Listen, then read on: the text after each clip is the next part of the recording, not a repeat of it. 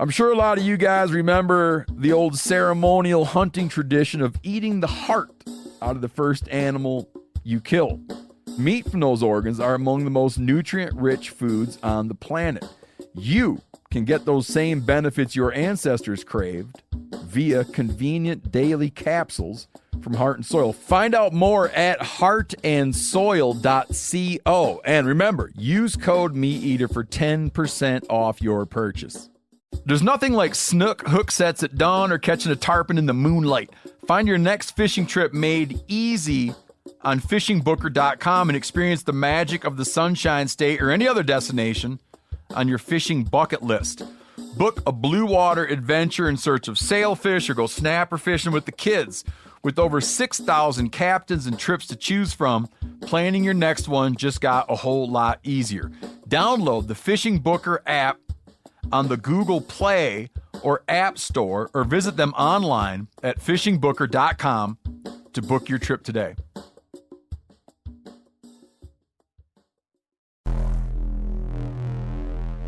Welcome to the Wired to Hunt podcast, your home for deer hunting news, stories, and strategies. And now, your host, Mark Kenyon. Welcome to the Wired to Hunt podcast. I'm your host, Mark Kenyon. This is episode number 239, and today on the show, we're chatting with Lee Ellis and Drew Carroll from Seek One Productions about the unbelievable deer hunting success they're having in the suburbs of Atlanta, Georgia.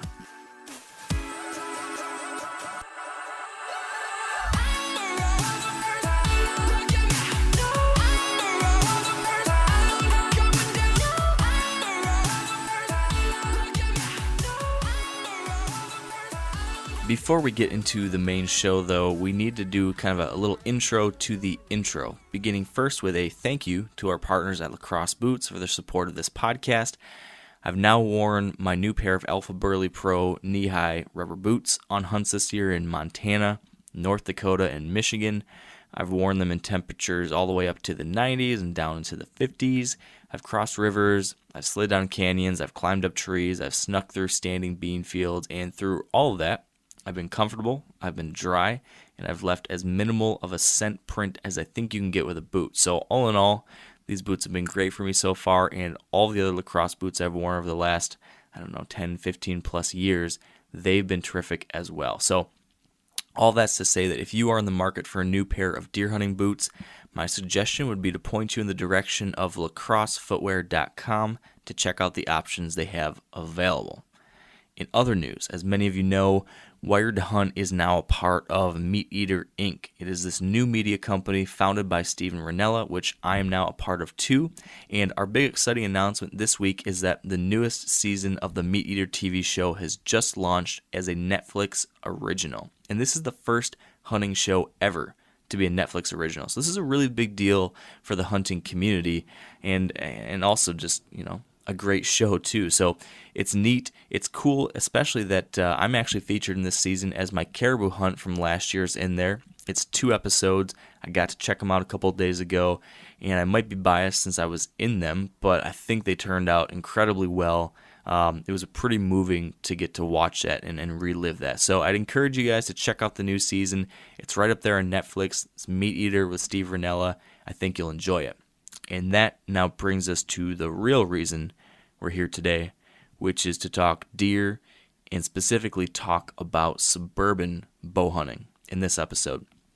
And this one I think is really, really unique, and it's especially interesting as these guys, Lee and Drew, they've developed a set of hunting strategies that have allowed them to target truly world-class deer right in the neighborhoods and suburbs of a major metro area. It's fascinating stuff. And whether you're targeting mature or quote-unquote big bucks yourself, or if you're simply trying to just learn to deer hunt and you'd be happy to put any deer in the freezer, I think there's something for you to learn here today. Now that said, if you're really excited about that content, if you want to skip our long, rambling pregame show with my buddy Dan Johnson and me as we discuss our recent deer hunts and plans, you can fast forward about 25 minutes or so from here. But if you've got the time and the patience to delve into the life and adventures of myself and Dan Nine Fingers Johnson, stick around because here we go. All right, welcome to the Wired to Hunt podcast brought to you by Onyx. And today we're talking about something very different than the usual. We're talking suburban deer hunting. We're joined by the guys from Seek One Productions. These guys are out of Atlanta, Georgia. And they're actually hunting the suburbs of Atlanta, like neighborhoods, backyards. They're killing some absolutely amazing deer down there. They're doing it on small properties with tons of people around, bizarre situations, and they're absolutely getting the job done. Have you seen any of their videos, Dan? Yeah, it's crazy what they do, and I'll give them credit. They do some pretty amazing things as far as access and strategy and these micro food plots and cool things like that. But it's crazy watching a hunting video with a swing set in the background. Yeah, it's a little different than the cornfields and the wide vistas that we sometimes get. But it's pretty cool, though, because I feel like what these guys are doing kind of shows that you can still get out and hunt and have a great time, even if you don't have a big family farm, or even if you don't live out in the country where there's a bunch of land. It comes back down to that whole access challenge, right? So many people are struggling to find places to hunt, or maybe they're not close to public land or whatever. Here's a group of folks that are showing you can get it done in the neighborhood. And I think that's kind of encouraging, I think, for a lot of people. And I actually got my start bow hunting in this kind of scenario. I know I've told the story before, but I started bow hunting on my parents' 3 acres that we lived on in a neighborhood. And the first deer I ever killed, I killed it right after 2 people and their dog walked through our property right in front of me. And I got out of the blind and I was all upset, huffing and puffing over to them. And then, half hour later, here comes this little buck. So these guys, I think, have got some very interesting things to share. Like you said, interesting tactics, interesting solutions to getting access. So I'm pumped about it. I'm excited to have this conversation. So this is going to be a great podcast for anybody who maybe even hasn't been hunting or doesn't think they have the variety of deer where they live to go out and find it like these guys do. Yeah. I think it's a great entry point for people, Just go and knock on some doors right where you live, and you might be able to hunt right there. So It's going to be interesting. And it's funny, I actually know a guy who, he's got a hard time getting out to where he hunts. His main hunting property is like an hour and a half away. It's hard to get, to find the time, right? You've got family obligations. And if only this guy had a little property right in the suburbs, right where he lived, and he could hunt, just for an hour or two in between when he's got time with the family and the kids. If only that guy could hear this podcast and learn about it, he might actually hunt on opening day or the second day of the season or the third day of the season. Do you know a guy like that, Dan? Yeah, I know him. Oh, yeah, is it too soon? Is it too close to home? Does that guy have 3 kids? He's got Does 3. That guy have a wife who has 2 jobs too? Yeah, and only 9 fingers. And only 9 fingers. Yep, that's me. Yeah. It's been crazy though, dude. It's been crazy. Talk to me about it. The weather was really good. Today we're recording this on a Wednesday, and it's hot now, right? So I'm not going to go out tonight, but Thursday, Friday, Saturday, and Sunday, my wife has to work. Okay, so that means I don't get to go out. However, I think I'm going to be able to get out Saturday morning and Sunday morning. Okay, and just do some sneak attacks type stuff. But my big news is that this past weekend, and I broke a cardinal rule, but I had to. I wondered about that. So my cardinal rule, dude, do not go into the timber until you're going to hunt it, in September. Don't just leave it alone. But I haven't had the opportunity to get out and go change up my trail cameras off the summer mineral sites and to the pinch points, the fence crossings, the travel corridors, down, the historically good places for the deer season. I haven't made that trail camera transition. So I said, here's my options. One is, as these deer just straight up stop using the mineral stations, I'm going to have no intel going into my hunts, right? Because just like a lot of us, we use trail cameras to, help us figure out where these deer are at. So I said, I'm going to run that risk. I'm going to go in and I'm going to do my trail camera switch the day before opening day. Now, knowing that I wasn't going to hunt for that farm for 2 weeks made me feel a little better. But what makes me feel really good is of some of the intel that I got off those trail cameras on this last trip, and the fact that now they're in a really good position for the upcoming season. So I take it away as a win. I don't think I intruded too much. I mean, it has rained since then. So I think it just kind of was the perfect storm, if that makes sense. Yeah. And you certainly are doing better than a lot. I mean, a lot of people are tempted to go in there like twice a week, checking their cameras and things like that. So yeah, making one quick check, I think you're doing all right. And to your point, it sounds like you got some great intel that should inform those future hunts. So I gotta hear. I mean, I sort of know about some exciting stuff, but I need to hear more. Right. So I got a picture of Dork hardhorn on the 26th of September, right at last light. I mean, it would have been not shooting light, but just right at the tail end.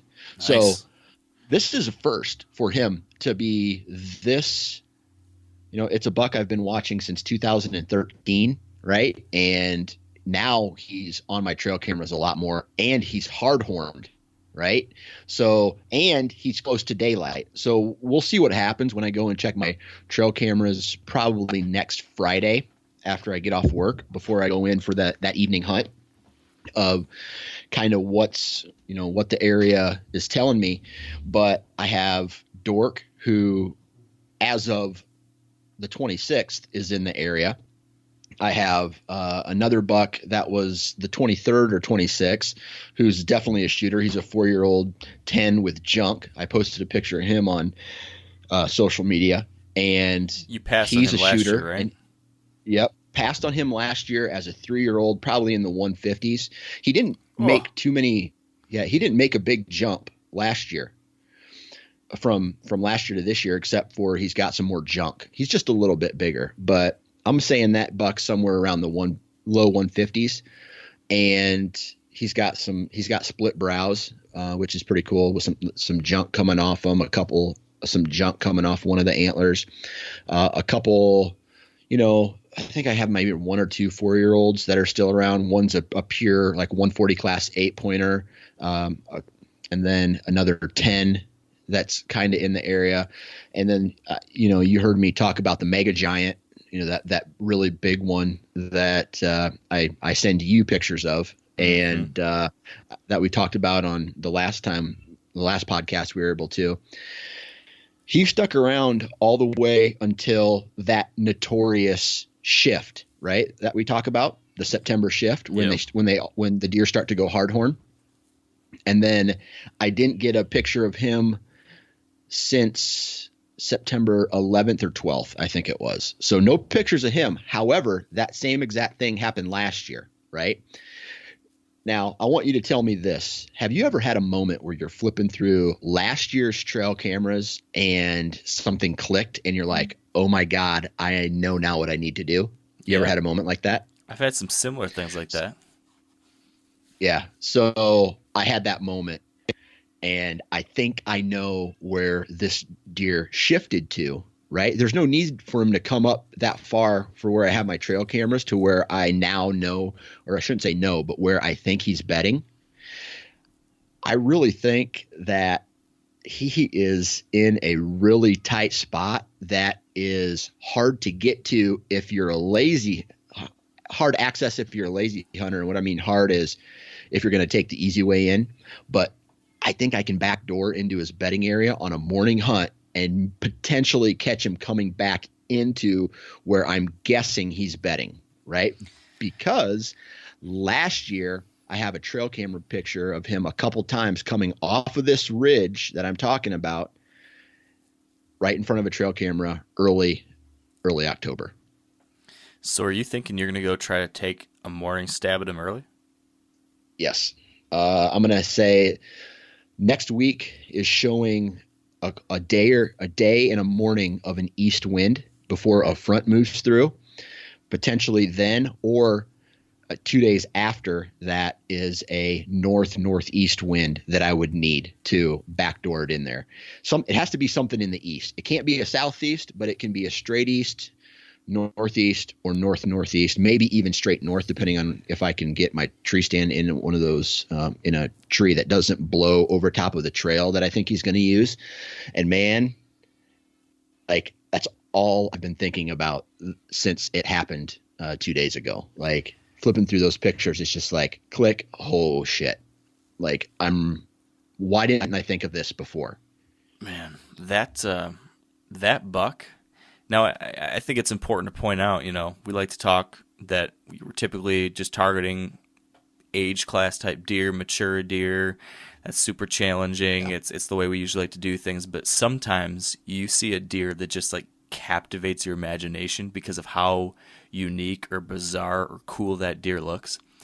And this deer, right? I mean, this is like a once in a lifetime deer, even for a guy like you out in Iowa, don't you think? I mean, this is a special deer. Yeah, it's a special deer from a rack perspective, right? But I'm not really thinking at it like that. Yeah, I mean, I may be making my decisions based off that.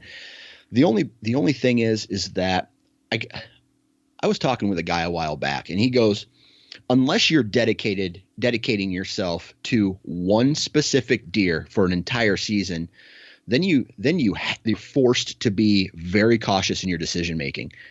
However, guys like me, and I assume you, unless you're going all in on Holyfield, we put together a hit list. And this guy is saying that if you have a target deer, why not go in aggressive to him? Because the worst thing that's going to happen is that you'll blow him out. He won't show, you'll fail, or you'll get him. And if you fail, then you just go on to one of your other deer that you've put on your hit list, right? And you start that process all over again. Well, hey, let's locate one on trail camera, move in for the kill, and play cat and mouse with him until you blow him out. He doesn't show up, or you get him. You know what I mean? So I'm taking this kind of new approach where I feel like I'm just going to be aggressive until I fail so much that I learn or it works. Yeah, and I think the key is if you have those options, right? You're in a situation Absolutely. where if this Yes. goes under, you do have lots of other spots you can get into, lots of other deer you'd be interested in chasing. Like a situation like the Holyfield property I'm on, there's only ever been like one mature buck a year that moves through there. So it's like if you don't kill that deer, if you educate that deer, you're done for the year. So I've gotten my thinking has shifted more and more to the point you're making, that if you're in a scenario where you've got options, start swinging for the fences sometimes. And to your point, learn something from it, even if you booger it out, but you probably learn something along the way. But you got to understand your situation. Sometimes that's a good idea. Sometimes you got to play it safe. But it's kind of fun to sometimes go for those home runs. I do not blame you for wanting to do that. The cool thing, though, is that it's also another thing that's forcing me to hunt this way is I only have one tree stand pre-hung for this year. Only one. So I have other spots trimmed out and ready to go, but only one tree stand hung. So what that's telling me is, yes, if I can't find a deer on trail camera, I might go sit on this particular downwind of a popular bedding area, right? And I've always had good the buck I met that I hit the branch, right, and deflected the arrow last year, and where I passed the one buck last year that got hardhorn pictures of that I posted on social media. That's all downwind of a popular bedding area where I have really good success. So that's kind of a backup plan if I need it. But this is forcing me to make decisions based off deer move, where the deer are at and not where historically they've been. Right. So we all have those tree stand locations that we have sitting there, and every year they're going to be there because it's just a good area. But I don't have those hung right now. Yeah. So now I can make all those decisions on a macro level, if that makes sense. Yeah. No, I think we had this conversation a few weeks ago with Zach, kind of the idea of if you don't have stands up already, if you're walking in the ground or if you're hanging a stand that day, you by default have to pick the very best option for that specific moment in time, because there's no easy thing to fall back on, which I think is a good thing. So yeah. I'm excited for you. That's it's really just exciting. One of these things where, dude, I've harvested a deer the last 2 years. I'm in a place where I have a very unique and a buck that only shows up once every 5, 6, 7 years, right? That kind of quality. So I'm going to go in after him, and I'll make my decisions based off of what Mother Nature gives me for, conditions and sign and trail camera data. And I just make my decisions based off that. And if nothing happens, man, I tried. And if it happens, you'll get a phone call, bud. Holy smoke. I hope you FaceTime me. I want to see that face when that happens, because that deer is insane. That deer is insane. I don't know. But again, like we always say, getting pictures is the easy part. It is. It's a fun part, but it's the easy part. It's fun. Man. I know that you've been in the timber or in the stand, right? Yes. I've got out twice now. Today's the 3rd, so I hunted the 1st and the 2nd. Nothing too terribly exciting to report on, except that, the first night, speaking of the Holyfield scenario I mentioned before, I wanted to go in and hunt this property once where Holyfield hopefully is. I still don't have 100% confirmation. I was seeing this buck in the summer, but I just don't know for sure if it was him or not. I don't have pictures of him, of any mature bucks yet, but there's only been one camera that I've been able to check, so there's stuff still out there that I don't know about, but I'm kind of operating right now on the assumption that he's still alive. So I went into this one spot. It's kind of like I almost always, if I've got the right wind, I usually hunt here on opening day. The last 4 years I've done that because it's easy to get to. It's low impact, but it's a great early season spot. This year there's my oats and brassica food plot, a little clover plot on the other side of it. The tree I'm sitting in is an oak tree that was dropping a ton of acorns this year, and last year I put in a tiny water hole underneath it too. So I had all of that in this little 1.5 acre area. So really, really high attraction value, and it's tight to this area that Holyfield traditionally is bedded. So it was worth a shot. Tried to get in there, had a great wind for it, and snuck in there. Was feeling pretty good about it. A bunch of does were moving through. There was kind of a cool breeze. It was cloudy. It was cooling down. Bunch of deer feeding around me. But the one, this happens all the time. The one direction that you don't want a deer to go, where they're least likely to go, this one doe did. And she got a whiff of me that she didn't like, and she blew up and sent the field clearing out.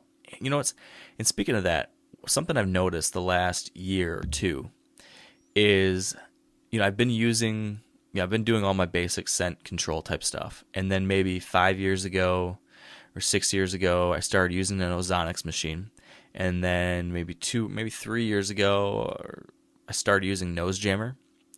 Yeah. And right when I started doing those things, it felt like magic. Like these deer were coming downwind of me, and they were just kind of smelling a little something, but then kept on going. And then last year, I felt like they were getting a little more impact. Like they were coming downwind and I don't like this as much as I used to. And then now this year, this happens.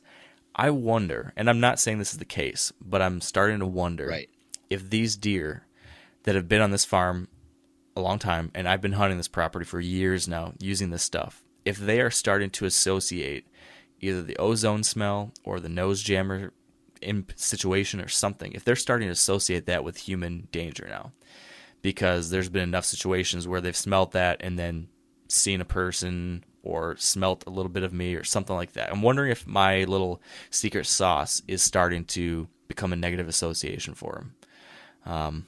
I don't know. I'm not saying that's the case, but I'm just wondering it now because I'm not getting away with as many downwind encounters as I used to, and I haven't changed anything. Yeah.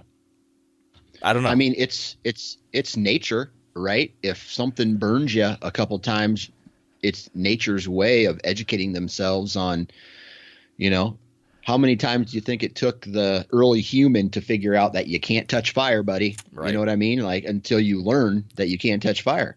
And it has to happen within all shapes and forms of life. So I think you're 100% right. I think there could be, if you're using it too much, because you have a smaller property, right?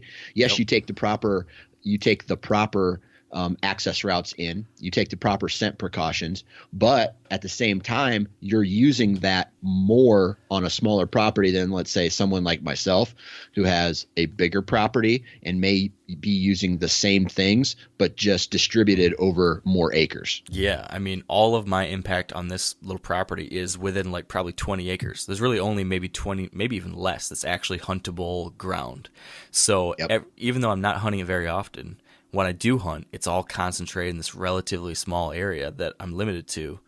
And that's happened, year after year after year. And some of these old does, that have been here 5, 6, 7 years, they've encountered that now over and over. So it's something I'm going to pay attention to more this year. I went out last night to a different farm, new property, and I had deer come straight downwind. So I was doing nothing different. I had washed my clothes the same way. I showered the same way. I did all the same scent control. I used the ozonics, used the nose jammer, same thing. These deer come downwind to me, just like what happened to me on opening night. But these deer act completely oblivious. They're like, oh, that's something, but I don't care. And they just waltzed on through. Completely different reaction. So it's just kind of got the question marks popping up over my head. And we'll see how the rest of the year goes. But that's something I've noticed. And I guess speaking to that second night, I went to this new property I got permission on. Kind of just want to do an observation sit just on the edge, I want to learn more about this property before I start diving in, swinging for any home runs. And saw a decent number of deer, a couple young bucks, beautiful sit, but nothing too crazy. So that was kind of how my season started. It was fun. I want to check some more cameras on the Holyfield property to try to figure out if this guy is still around. And I'm just going to kind of keep on keeping on over the next few weeks, taking a few low-impact hunts, going to do some public land dabbling, test out the saddle some more on some of these public land areas, get aggressive on some public land on days where I don't want to go to my good spot. And that's what I've got up my sleeve for the next week and a half until things get more interesting. So... You know how you solve that doe who keeps blowing at your problem, right? Yeah, I do. and if that's the one thing is I need to figure out if Holyfield's still alive or not, because if he's not alive, there's no other bucks on this farm that I've seen on camera yet that are like for sure mature bucks. I just need to get on doe patrol if that's the case, and just spend the season trying to manage that doe population, because that's the other thing about this spot. It's a super small property. I've got very limited options, but there's just a boatload of does. I never kill as many does as I probably should. I try to kill as many. I try to invite some friends over to take some, but I'm sure I should be doing better. And the neighbors aren't doing anything for the most part. So there's just so many deer. You can't hardly get anywhere where there's not going to be some deer on all sides of you. And that makes for challenging hunting scenarios. So maybe, if the worst case scenario is true and Holyfield disappeared, the silver lining is that I can maybe finally get a handle on the doe situation and see what comes next. So yeah, absolutely. So let me ask you this question before we split. Why aren't you just sitting back and checking trail cameras, right? You're hunting a ghost right now. Yeah. And I mean, that's my plan for that property I was going to hunt it opening night, and then I'm not going to hunt it again till Halloween, unless I gotcha. Okay. Unless I get a picture or sighting of him. So those other hunts I'm talking about, that'll be on this new property, that'll be on public land, or that'll be up on my northern Michigan deer camp property. Bingo. Yeah. So the Holyfield spot is off limits now unless I get something that screams out, you got to start hunting him now. So, yeah. Well, I hope he shows up out of nowhere again, and you can finally put this to rest. Either he doesn't show up this year at all, or or you kill him, or you find that someone else kills him. Because I've had bucks in my head that have lingered, right? And it's always like you can't make a proper decision while that particular buck is lingering. Yeah. Yeah, I just need some closure on this whole deal. It's funny. Hunting can be so many different things to different people at different points in like their hunting journey, And when you get to that point where you want the hunt to be in such a specific way that you are just trying to target one buck, or at least most of your energy is going towards that one buck, it can be a lot of fun, but it can also, we've had this conversation many times. It can also be like mentally draining or emotionally draining or something like that. So I'm ready to put this thing to bed one way or another, and kind of move on to some different things. So I'm hoping it'll be a happy ending, but if it's not, I'm ready to see what's behind the next hill too. Right. So cool, man. Well, I'm rooting for you. I appreciate it. I'm rooting for you too. I'm hoping that Gnarly Charlie will cooperate and show up for you here soon. So next week, it would be nice. Next week we'll have to have a more in-depth lowdown of how you're hunting this deer, and hopefully you'll have a hunt invite. Do you think that this weekend might be one of those days you can hunt? I'll have to. No, not this weekend.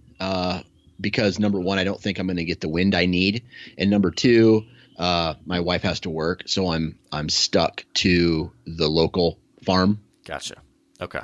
Well, then next week maybe we can get more in depth on how we're going to tackle the Gnarly Charlie dilemma. And yeah, absolutely. I'm excited.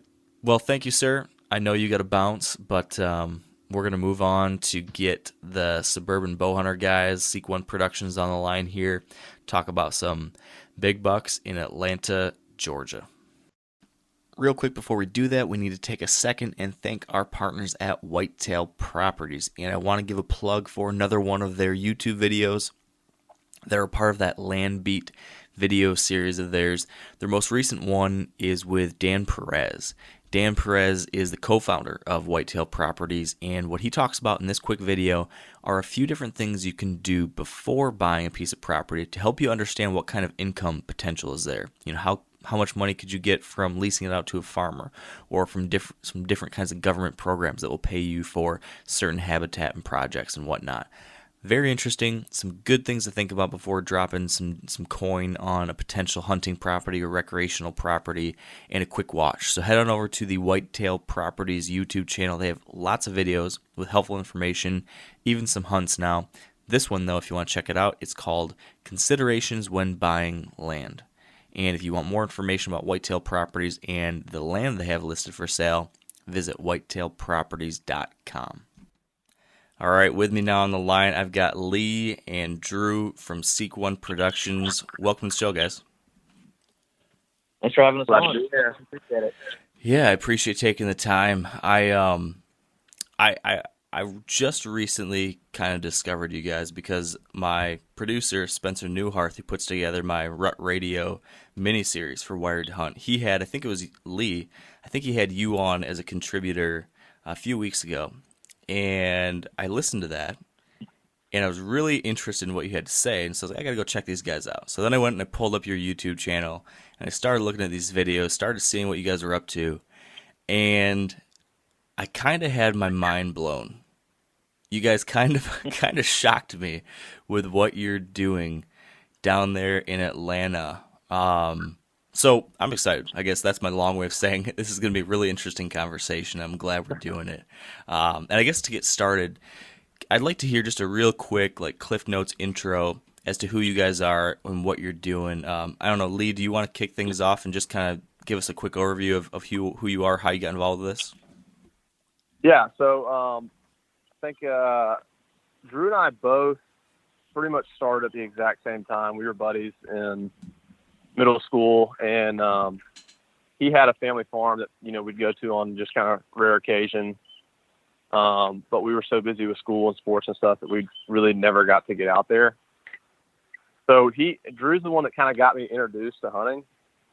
And then it was, just kind of us taking notice of what was around us, just driving to and from school. And I know that Drew and I were fishing a pond one day in like a creek bottom.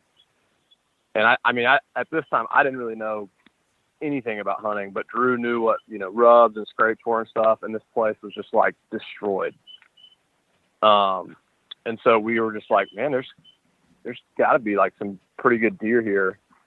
We'd see him like driving down the roads and stuff. And, we just kind of started from there. I mean, literally had no clue what we were doing at 16, trying to get access to, places to hunt. But, we'll kind of dive into some stories later, but it took us a long time, finally got some access to some places and put some cameras out and kind of stumbled on this little hidden gem that was around us the whole time and never even really knew it.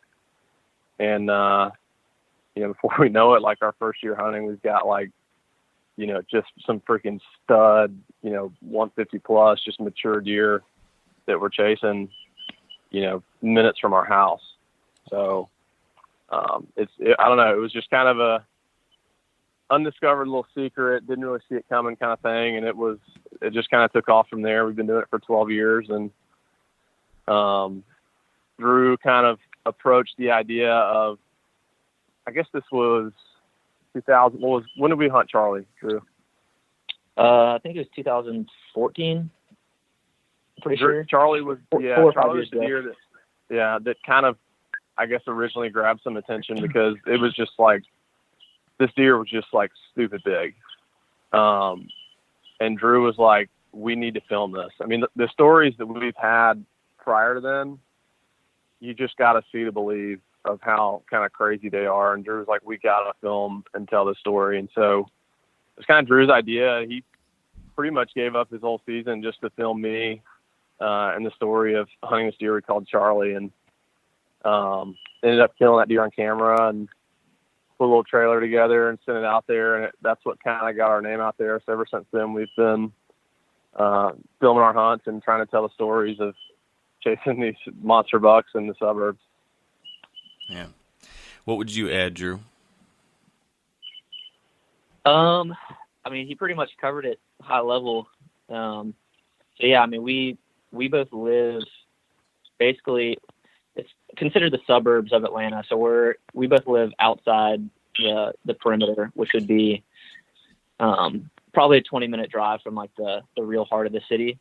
But we're still, surrounded by neighborhoods and commercial property and stuff like that. So to find a block of woods over 10 acres is pretty rare. I mean, there's some big blocks kind of scattered throughout and along the river.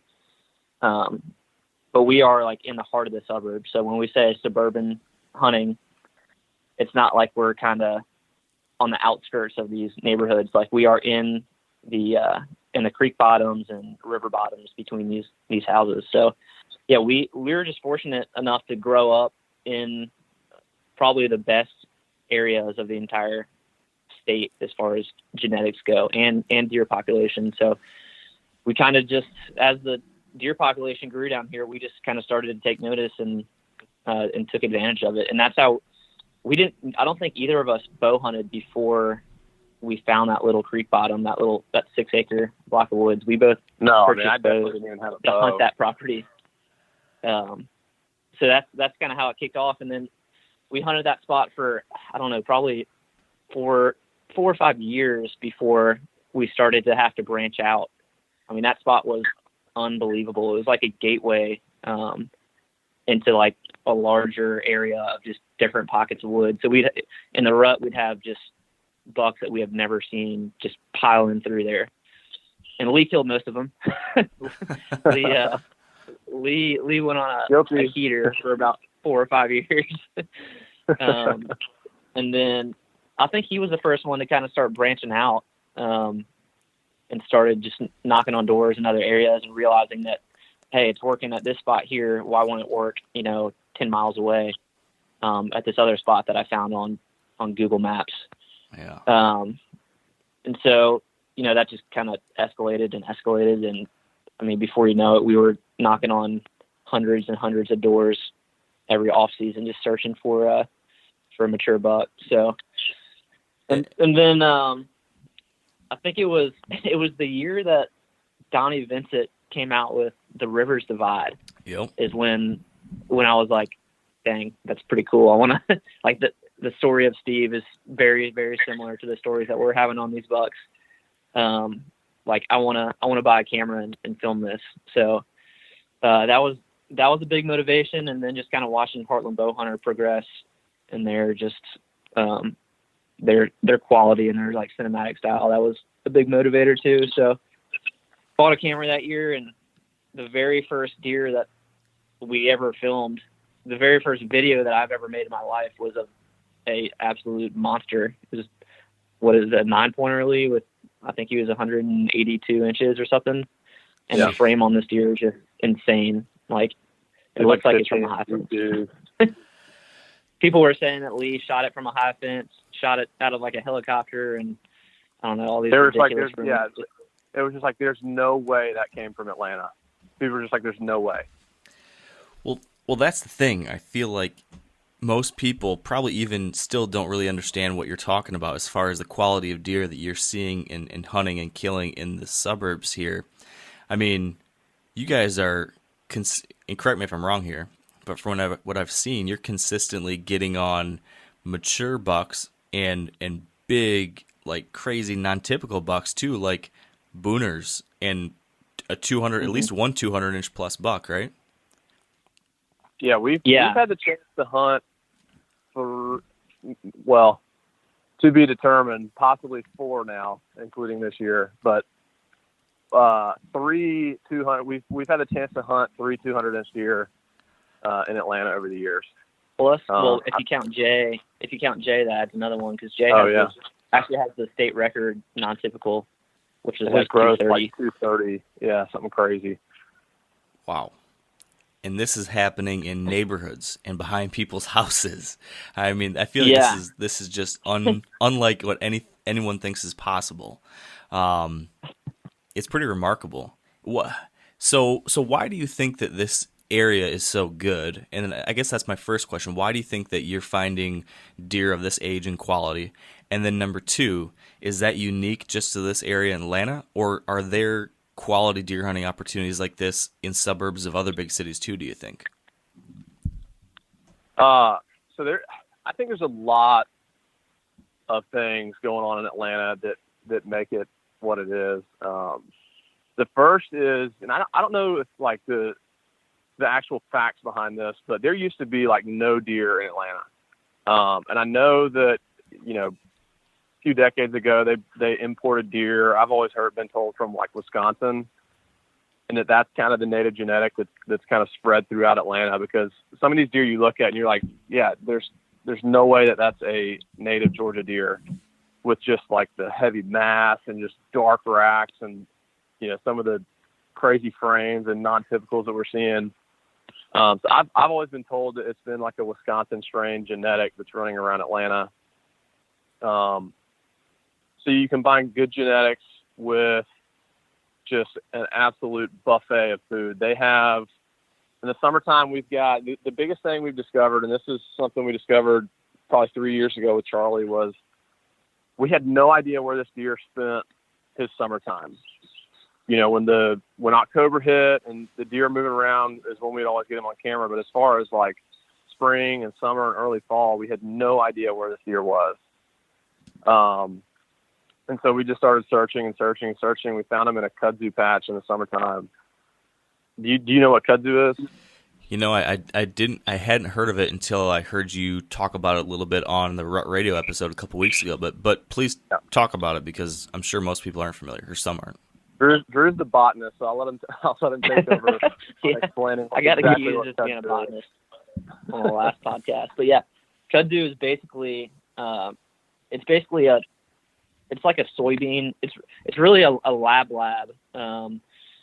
So just a perennial type soybean leafy plant that just grows in a vine, and it's invasive. I think it's from like Japan or something, and it just grows in all the, like, on roadsides and basically anywhere it can take hold. It just starts growing, and it's impossible to get rid of.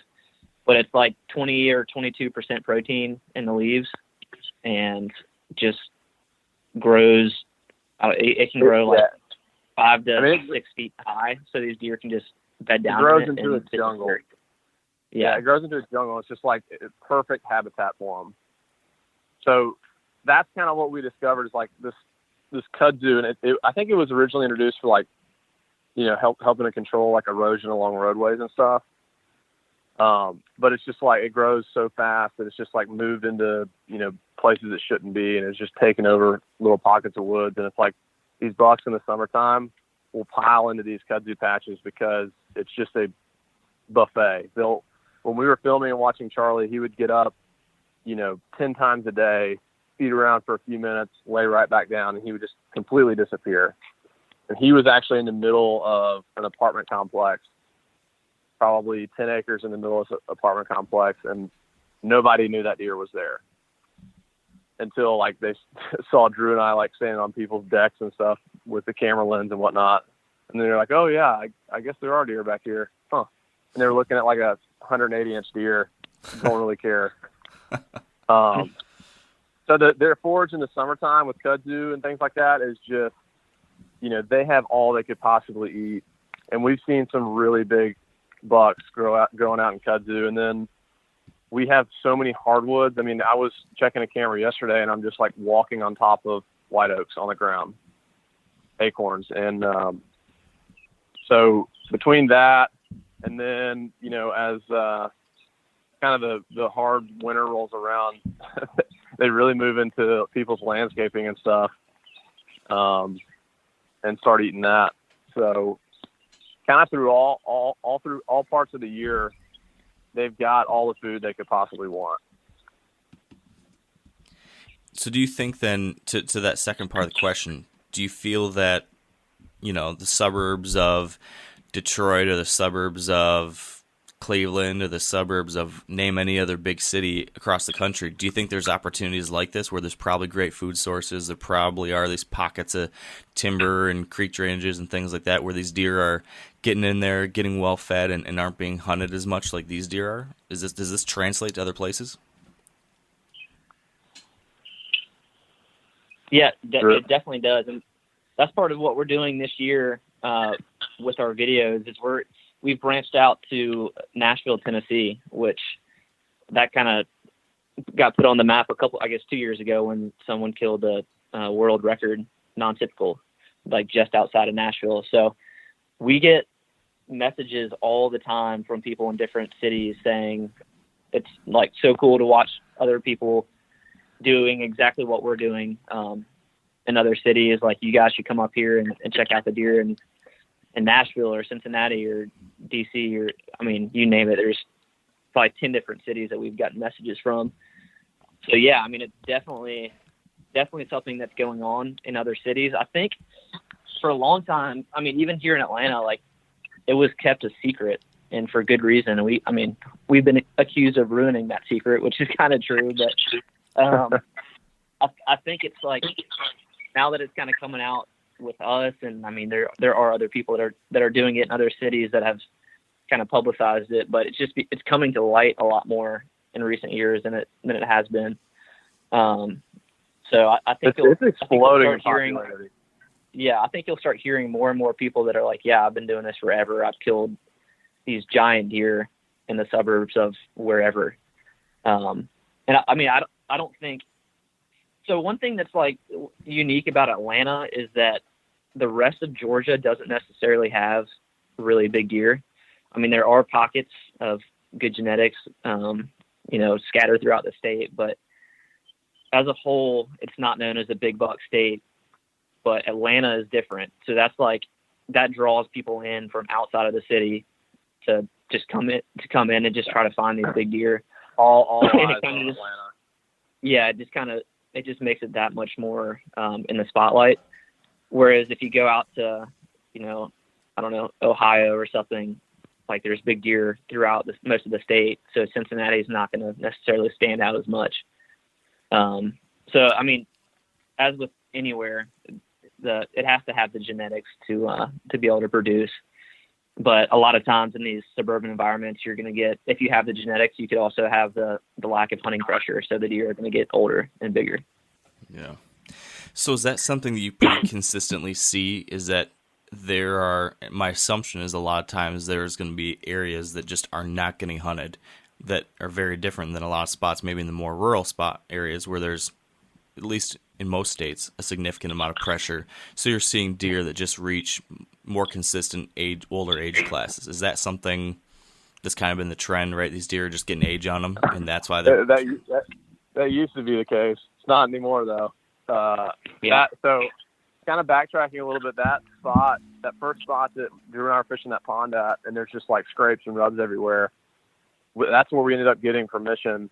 And it was like, we had 3, 4, 5 shooters in there a year in November. And I don't think either of us have hunted that spot in 6 years because that area has become very popular. And so there's so many hunters now. It is so hard to find a mature deer in that area anymore because here's the thing, like, our genetics are so good that our 2 and 3 year olds are, Pope and Young type deer. Wow. And someone that's, never killed a Pope and Young, especially with a bow in their hand, is just like, how can you blame them for not passing up that 3-year-old, 130-inch deer that comes walking by them when they've never killed a deer like that? So yeah, there's so many people getting into it, and there's some areas that are definitely way more popular than others that it has really caused us to kind of adapt and completely abandon areas and really try and get into places that are overlooked that aren't being hunted as much, where you do find a deer of that, right age class. And, for us, we really like to try and find a deer that's at the minimum 5. And the deer that we killed last year, that we named Zeus, we think he was like 9. Wow. And that's the biggest he ever was. So we have shed antlers off of him from when he was 8, and he scored 193. And then we have, the next year we killed him, and I think we green scored him at like 203. Something like that. Wow. So that's from nuts. 8 to 9, he put on 10 inches. So yeah, I mean, to answer your question, yes, there are definitely still places where, and it takes a long time to find them, where deer are getting to the right age. But this is something that is becoming so popular that, sometimes you've got 10 or 15 guys hunting the same deer. So there's a lot more deer being shot, and it's just really, it's in some of these areas where it's more popular, it's really hard to find, the right age class. But I think everything has to do with, obviously, nutrition, genetics, but age is also super, super important. We watch deer, for some time. Drew's hunting a deer right now called Falco that I think he's had on camera for 5 years. And so we watch a lot of deer. Yeah. We watch a lot of deer from 1.5 and 2.5 and just kind of keep watching them until they're at that right age to go hunt. It's so cool to be able to have that kind of opportunity where you do have those deer that make it year after year and get to watch them and follow them. I feel like for sometimes people on the outside of this kind of little tight community that gets really into the whitetail stuff, or people that haven't had that kind of chance, they look at it as kind of bizarre that you might name a deer or that you might watch deer year after year.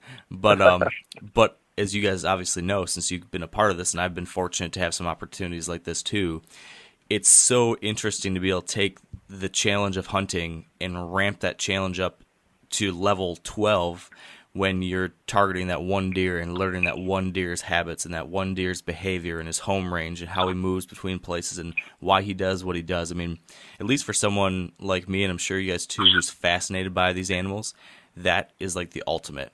And it's so cool to be able to see that happening in places like this in the city that I think most people would just assume that you couldn't do this. And what I love about it, and I think you and me, Lee, were talking about this just a little bit yesterday, is the fact that I feel like this idea of the opportunities available in the suburbs and around the city, it opens up the doors of hunting to so many new people that maybe didn't think they could find a place to hunt. You've got these new people coming into the hunting world that want to get started. They live in town. They don't have friends or family that live out in the country with big farms, and they're thinking, well, yeah, I like the idea of hunting. It seems like a cool thing. Joe Rogan's been talking about it, and I'm intrigued. But where the heck do I go? I'm not going to drive 2 hours in the middle of nowhere and knock on a farmer's door in my penny loafers. But I think if they see or hear about what people like you guys are doing right in town, they're like, oh, hey, I could drive 10 minutes down the road and knock on these doors in my neighborhood, and maybe there's a 3-acre piece I could hunt, and that actually could work.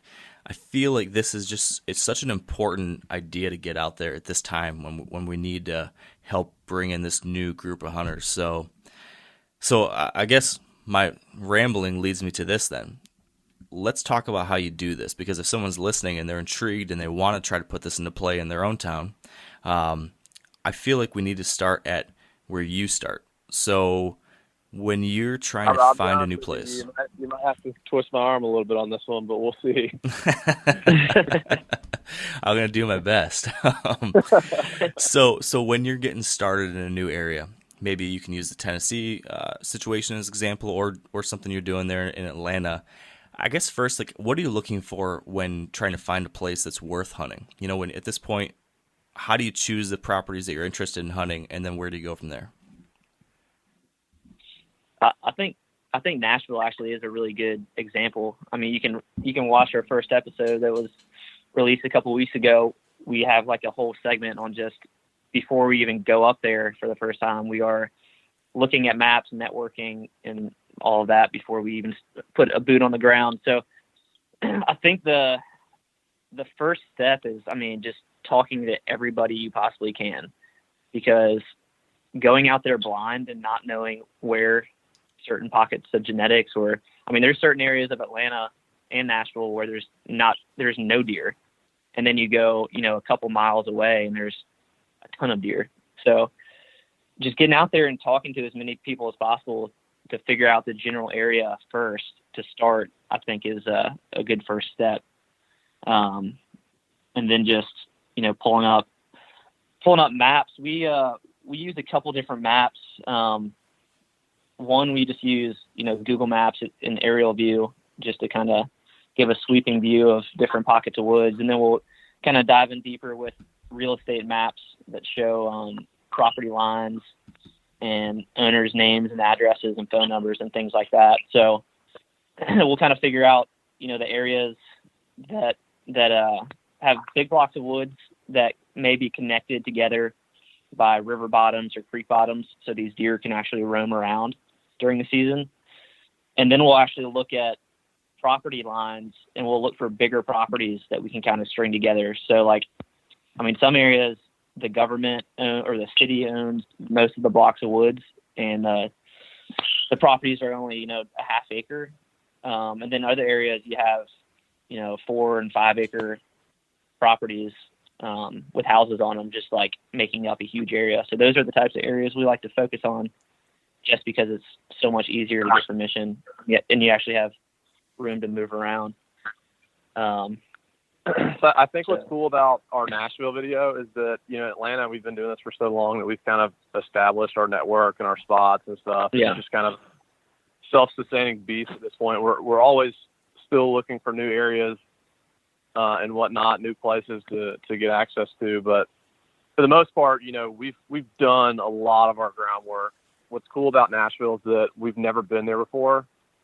So you really got to see, from start to finish of how we do it. And kind of like Drew said, it's a lot of studying maps. But I think the biggest thing is, and this will kind of cover a couple of different categories, is to not be afraid. The reason I say that is, one, you need to not be afraid to talk to whoever it is. Doesn't matter who it is, about just bringing up, your interest in hunting and blah, blah, blah, blah, blah.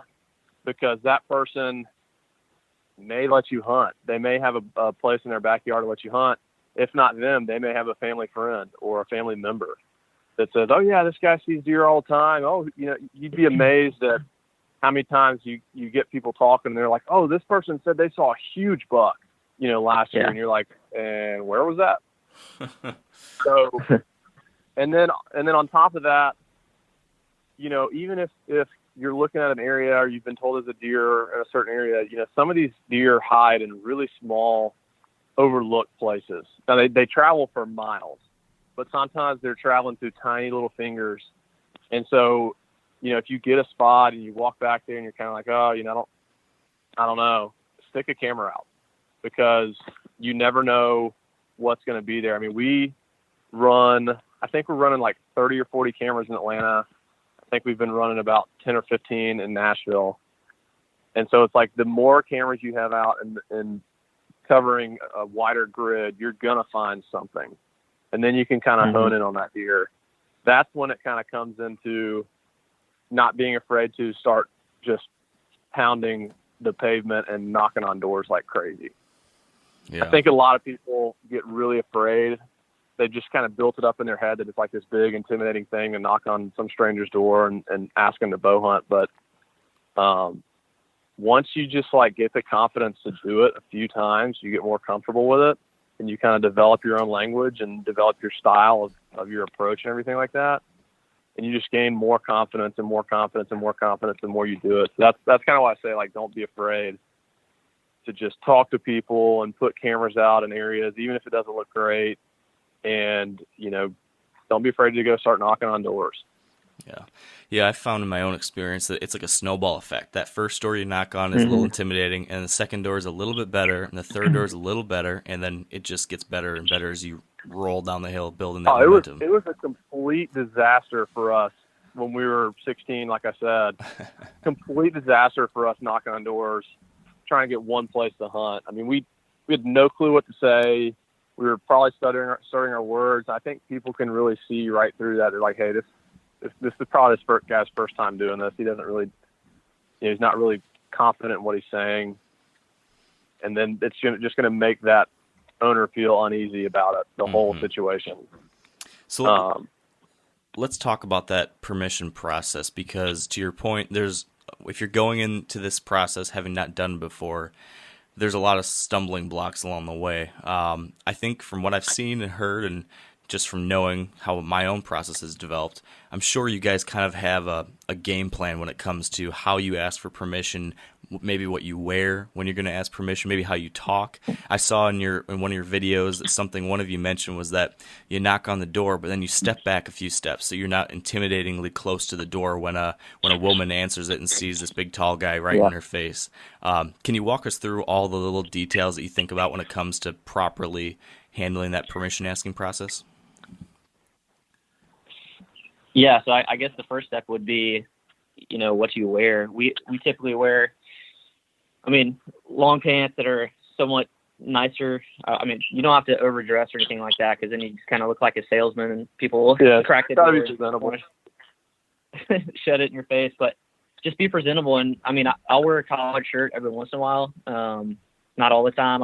We both typically take our hats off just because you don't want your face to be covered up.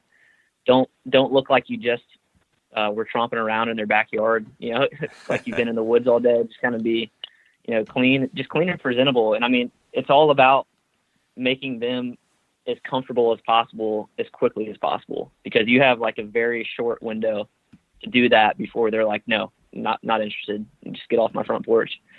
So, there's different things that like we've kind of learned over the years, even before we choose what house to knock on. You can tell a lot about a person just by the car they drive, or the flags they have on the front of their house, or their political, I guess, posters in their front yards. So I think you can kind of make your own inferences from there, and then just if you can, just kind of the first thing, just kind of get them, say something that gets them comfortable, start a conversation about something in their yard, or just like find common ground, I guess, just to get the conversation going, get them talking, get them kind of involved in the conversation. And then I think it's super important, kind of along the lines of what Lee said, is like present that you are very experienced in what you're asking to do on their property. So a lot of times, I'll start out with, hey, like I've been hunting in this area for 12 years. Like I live right down the road. I've just been trying to find a few more spots to go to bow hunt for deer. I know there's a ton of them around here. You have one of the larger you're lots. showing all the cards. Keep it coming, You have Drew. one of the larger lots in the neighborhood or something. I'd love to be able to do this on your property. And then they start asking questions, obviously, and you just have to be prepared to answer all the questions. They might bring up, liability issues, or they might think you're going to shoot their dog or the neighbor's kids or something playing back there. And they may have questions about the actual, hunting regulations. So you just have to be able to answer those questions. We get quickly and thoroughly. Yeah. So I would agree with Drew on having your, just kind of acting like, this is nothing new to you. You've been doing this for a while, but yeah. I also am a big believer in making your own story, developing your own story. So, if it's a 16-year-old kid and this is his first door that he's knocked on, be honest with them. You can talk about, hey, bow hunting in Atlanta or whatever city, wherever you're at, I know it's becoming popular, and, I've been doing my homework. I've been really practicing a lot. And, to be honest with you, this is my first time knocking on a door, and I'm pretty nervous about it, but I just wanted to have a conversation with you. Like tell your own story. Don't make something up, but right. Be honest, but kind of show them, almost make yourself a little vulnerable to them, to where it just kind of takes their guard down. It helps them kind of connect with you. So just because, someone else's story is kind of different than mine. Yeah, we've been doing this for a long time. Doesn't mean you have to try and paint that picture that this is something you've been doing forever, but kind of paint your own picture, tell your own story, kind of however that is, just kind of connect. I think that's the biggest thing, is being able to connect with that landowner, where they kind of see hey, it's a good kid, or, there could be a friendship here. I would like for this kid to hunt on my property. I think it would, as a landowner or a homeowner, I think it would make me kind of smile to see him get a deer.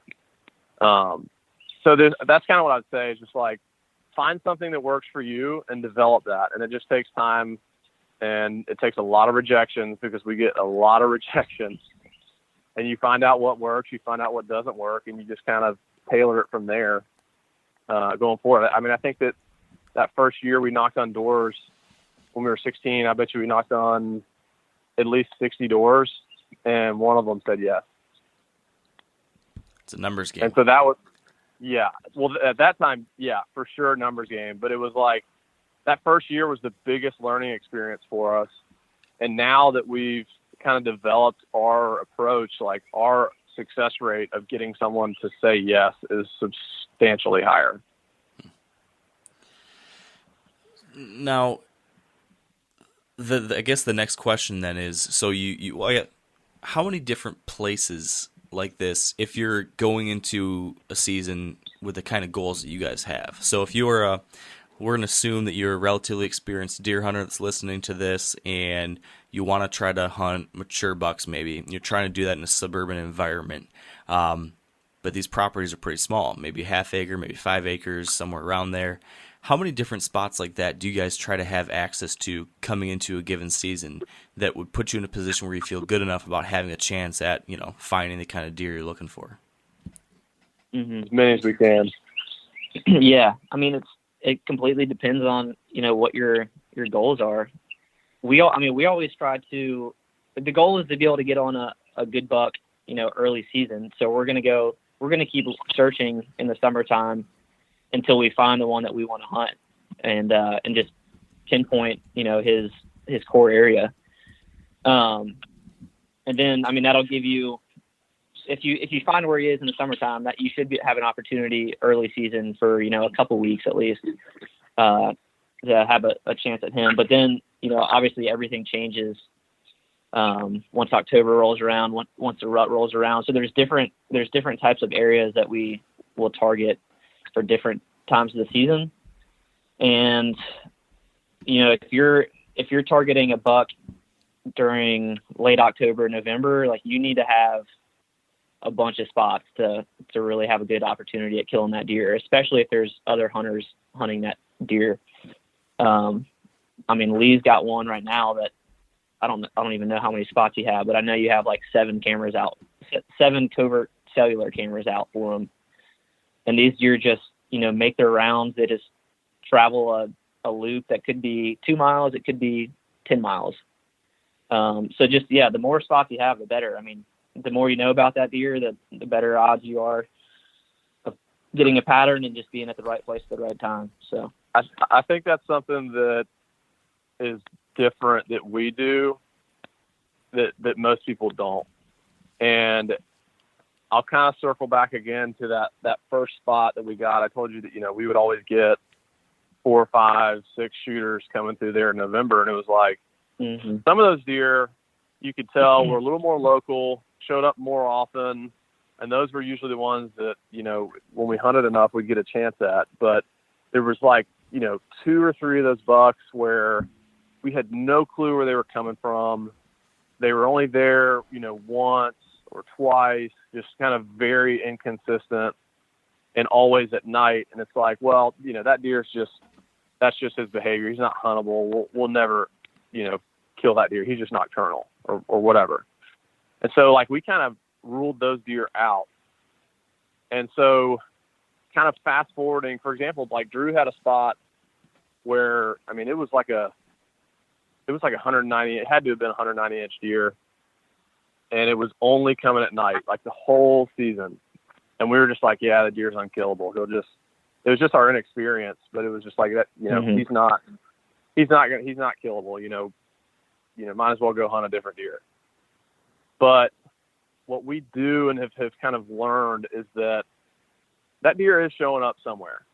He's got a place he's more comfortable with. It's more close to where he likes to bed down, spend more of his time, and you got to go find it. So a lot of our competition and other hunters here in Atlanta, they have a family friend that they get to put a camera out, or, they live there and they put a camera out and they have that one spot where they get a picture of a buck and he's, maybe he's showing up there pretty good a bit. Maybe he's just kind of really sporadic, but what we do that's different than that person that just has one spot is when we locate that deer, kind of like Drew was saying, we'll go get 10 other spots around it and just kind of a scatter plot in all directions from where that picture was taken of that deer.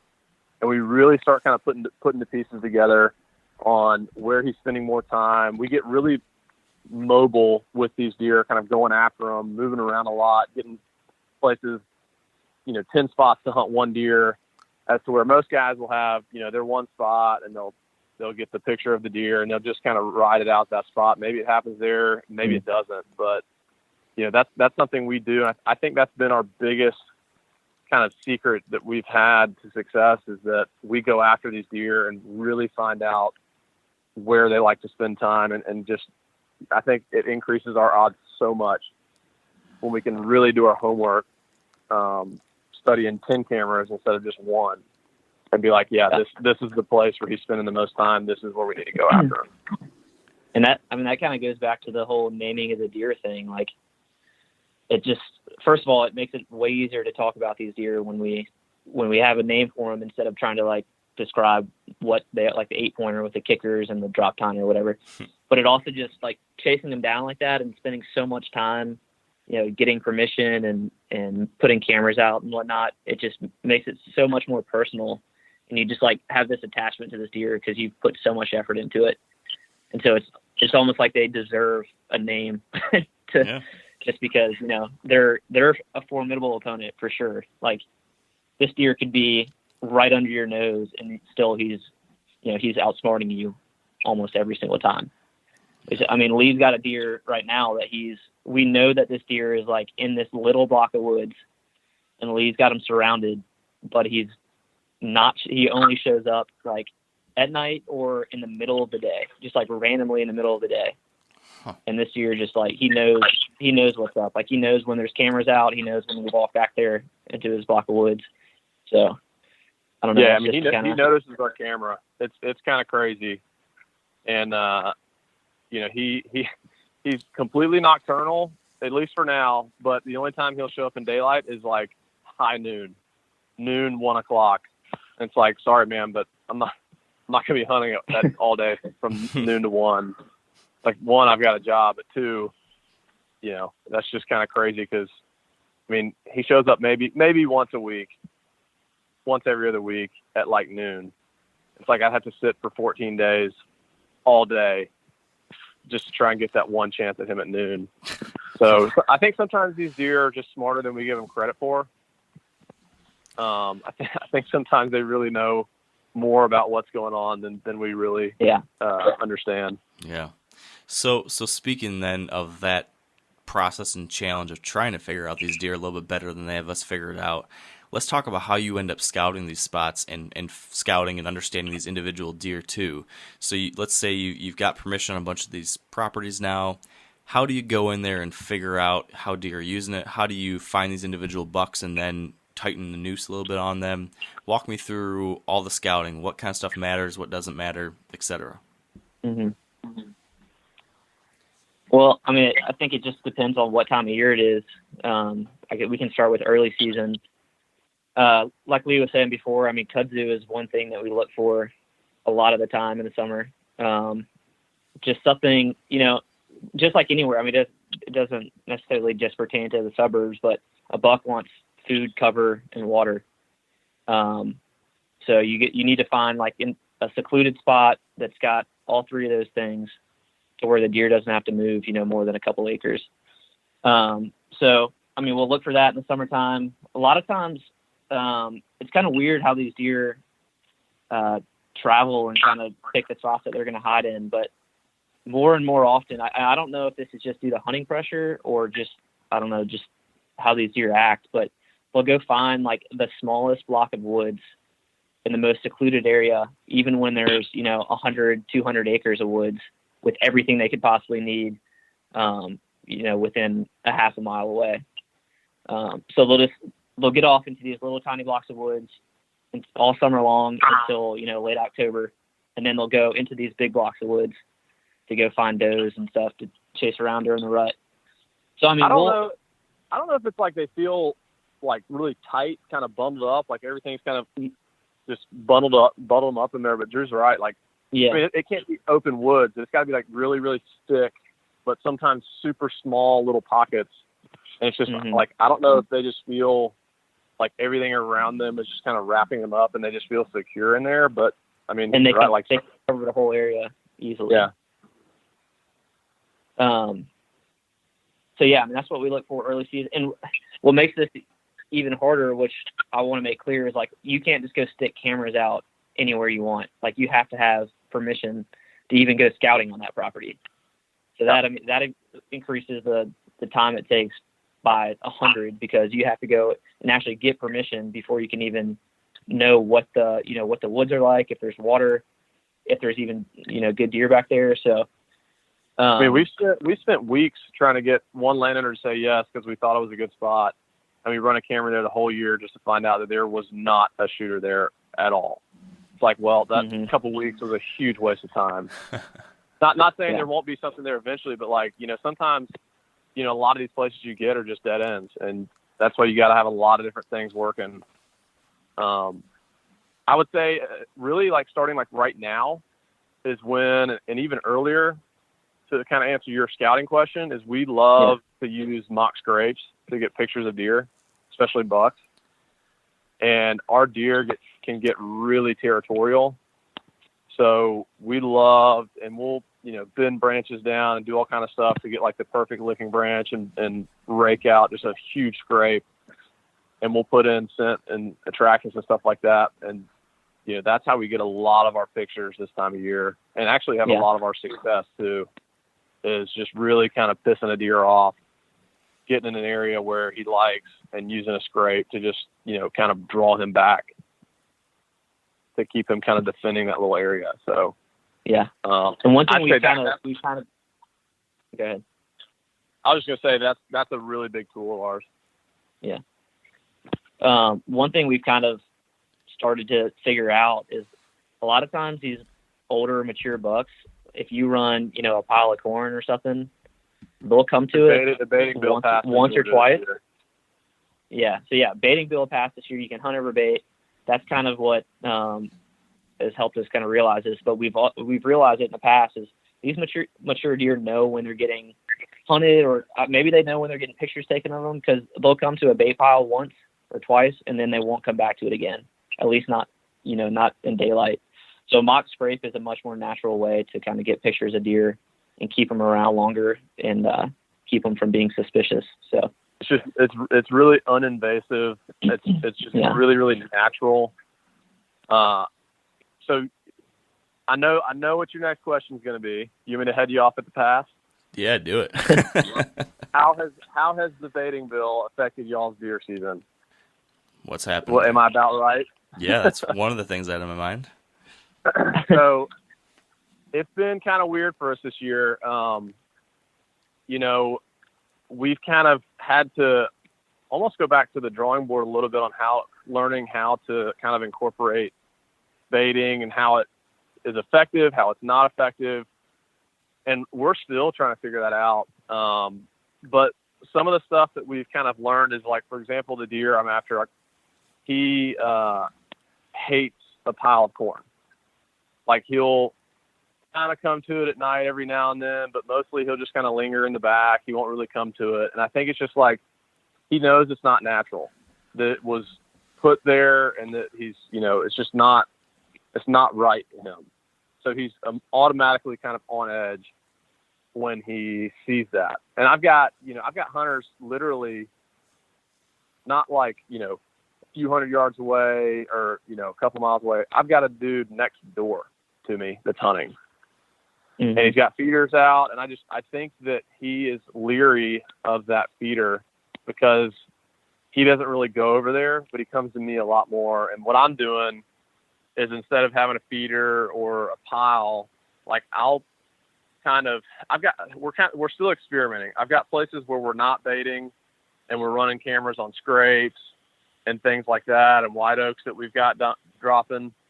And then I've got a place where I'm baiting, but I'm like kind of fan casting the corn out instead of like a pile. I'm just kind of throwing it out just like if it were falling off a tree. I think deer like to still kind of graze around and feed around instead of walking up to a big pile and just start eating out of it. So I think it's just a little more natural to them. That seems to have helped me kind of get more pictures of bucks and just kind of get better activity is doing that. So to kind of answer your question, it's still kind of I guess my question, it's kind of still like to be determined on exactly how it's going to affect our season. We went the first, 2 or 3 weeks now that the season's been open, and we haven't killed a deer yet. So just because you can hunt over bait doesn't mean it's making it easier for us, at least. Yeah. You get younger deer that come to it, but as far as like a, 5 plus, it's just, and those are the type of deer we're going after. It's just, so far for us, it hasn't helped. So two things. Number one, I wish more of my guests were like you and would just ask their own questions. They ask a question, they answer their own question, they ask it. I could kick back and drink a beer and have a much easier time. And number two, I want to go back to the camera side of things. There, you talked about how you've ran cameras on some piles, you've ran some cameras on the mock scrapes, and how the mock scrapes seem to be more natural and maybe work a little bit better. I want a little more detail on the camera strategy. So are you just putting like one camera out on each little property, or do you have some kind of method to the madness as far as like how many acres you want per section or anything like that? And do you change that from early season to the rut, or is there any other things going on there as far as your camera strategy? And I guess one more, I do this. I do like these rapid fire 10 questions at once, and it's probably tough on people. What about when you get one specific deer that you're after? You put the camera out there, you get Zeus on there, like, holy smokes, this is the deer I want to hunt. Do you then like take your cameras from everywhere else and then blanket this one little area? Answer all those. Lee's known to get tunnel vision on a deer. When he finds that one deer that he wants, so Lee has like, I don't even know how many properties he has in Atlanta, but it's over 100 that he has permission on. Wow. And he'll find this one buck that he wants to kill, and he'll pull all of his cameras and won't even look at the other properties the rest of the season, at least until he kills that deer, and just, uses all his resources to hunt that deer, which, I mean, that's a lot of times, like, that's what it takes for some of these mature bucks. And, Drew's always getting mad and badgering me because I forget about spots I have. Yeah, I'm over here trying to find a deer to kill, and I can't find one, and he's got like all these awesome spots that he doesn't even have cameras out at. So it's kind of frustrating, but no, I mean, as far as camera strategy goes, it just completely depends on the property, the layout of the property, the size, what you're running it over, time of year. I think early season, it's all about getting as many cameras out in as many different places as you can. In early season, running it over corn isn't gonna bother the deer. They know that they're not being hunted that time of year. I guess not early season, but pre-season, they'll come to a pile of corn in daylight. So it's, you could be getting pictures of a group of bucks at one spot, and then 100 yards, 200 yards away, there's a completely different group of bucks. And, you just have to continue to move your cameras around that time of year to see everything that's out there.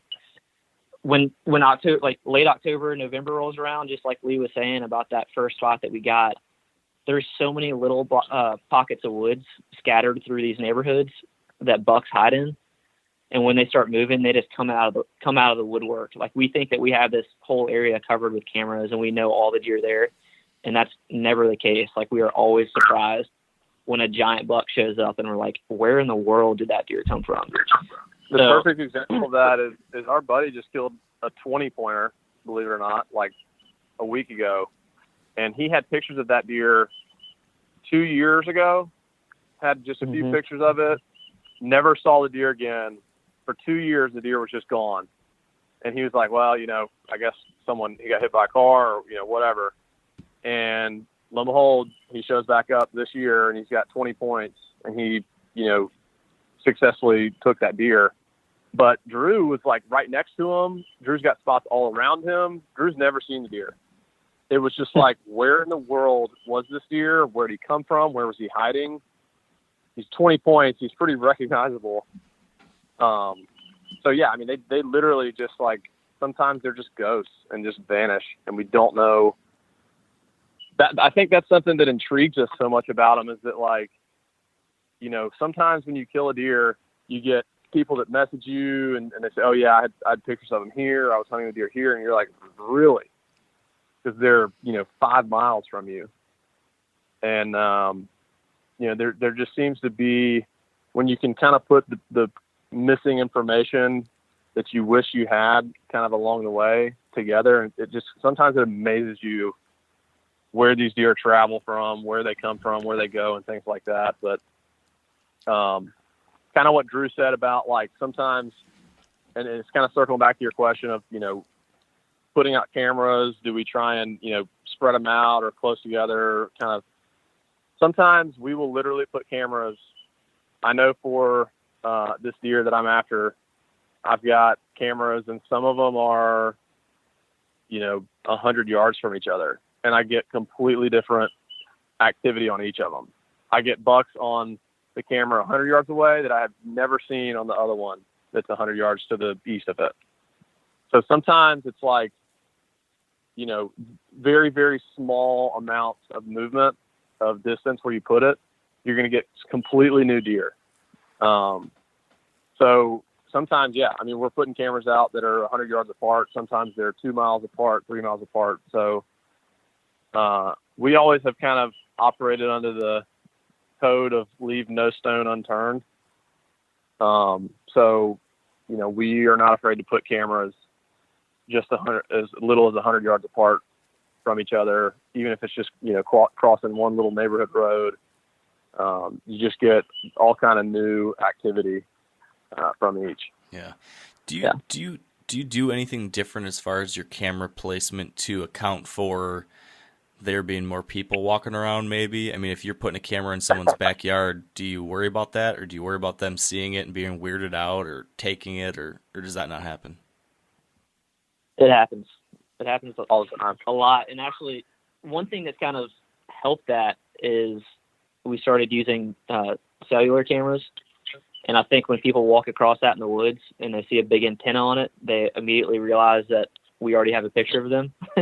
So a lot of times they end up leaving it. But I mean, we don't do this, but a lot of people will put them kind of up in trees facing down.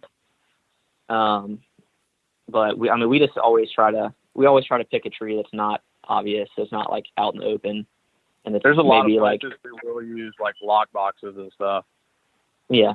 And like lock. Yeah, there's some places where it's like it's guaranteed to get stolen unless you have a lockbox on it. So yeah, the place where this deer that I'm kind of after, this deer should be like way over 200. It's in like the ghetto. Like it is very, very, very sketchy. So all the cameras I have there, I have like double bolted to the tree. And we'll do the same with our stands of you know, bolting them to the tree, because you're just getting a different dynamic in the city that, you know, you're going to have people walking across your stuff. And, so, you know, yeah, we've dealt with in the past a lot of stuff getting stolen. So we've got, in some places we've beefed up our security. Wow. And another aspect of it is you don't want people knowing that you're hunting back there. I guess you never know who the neighbor is. I mean, if they're a huge anti-hunter and they see your stand or your camera back there, you know, they could call the neighbor and freak out and you lose permission. So just flying under the radar in every aspect is super, super important. Yeah, so how do you do that? I've seen in some of your videos, like you're thinking about when you go in and out of your stands, waiting till after dark so that people won't see you, things like that. Can you elaborate a little bit on how you can stealth mode hunt in the suburbs? Yeah, so first of all, I've made this mistake many times. I'm sure Lee has too, is if you get a spot that's on a certain street and it's a good spot, don't knock on any more doors, because you can knock on, you know, you may try to string a few properties together just so you have room to move, but odds are someone is not going to be in favor of hunting, and you could end up losing that spot that you already have. So sometimes that already happened this year. Yeah, it happened to us this year on a giant deer that Kendall was hunting, and like we lost permission. And the deer's been showing up there in daylight ever since.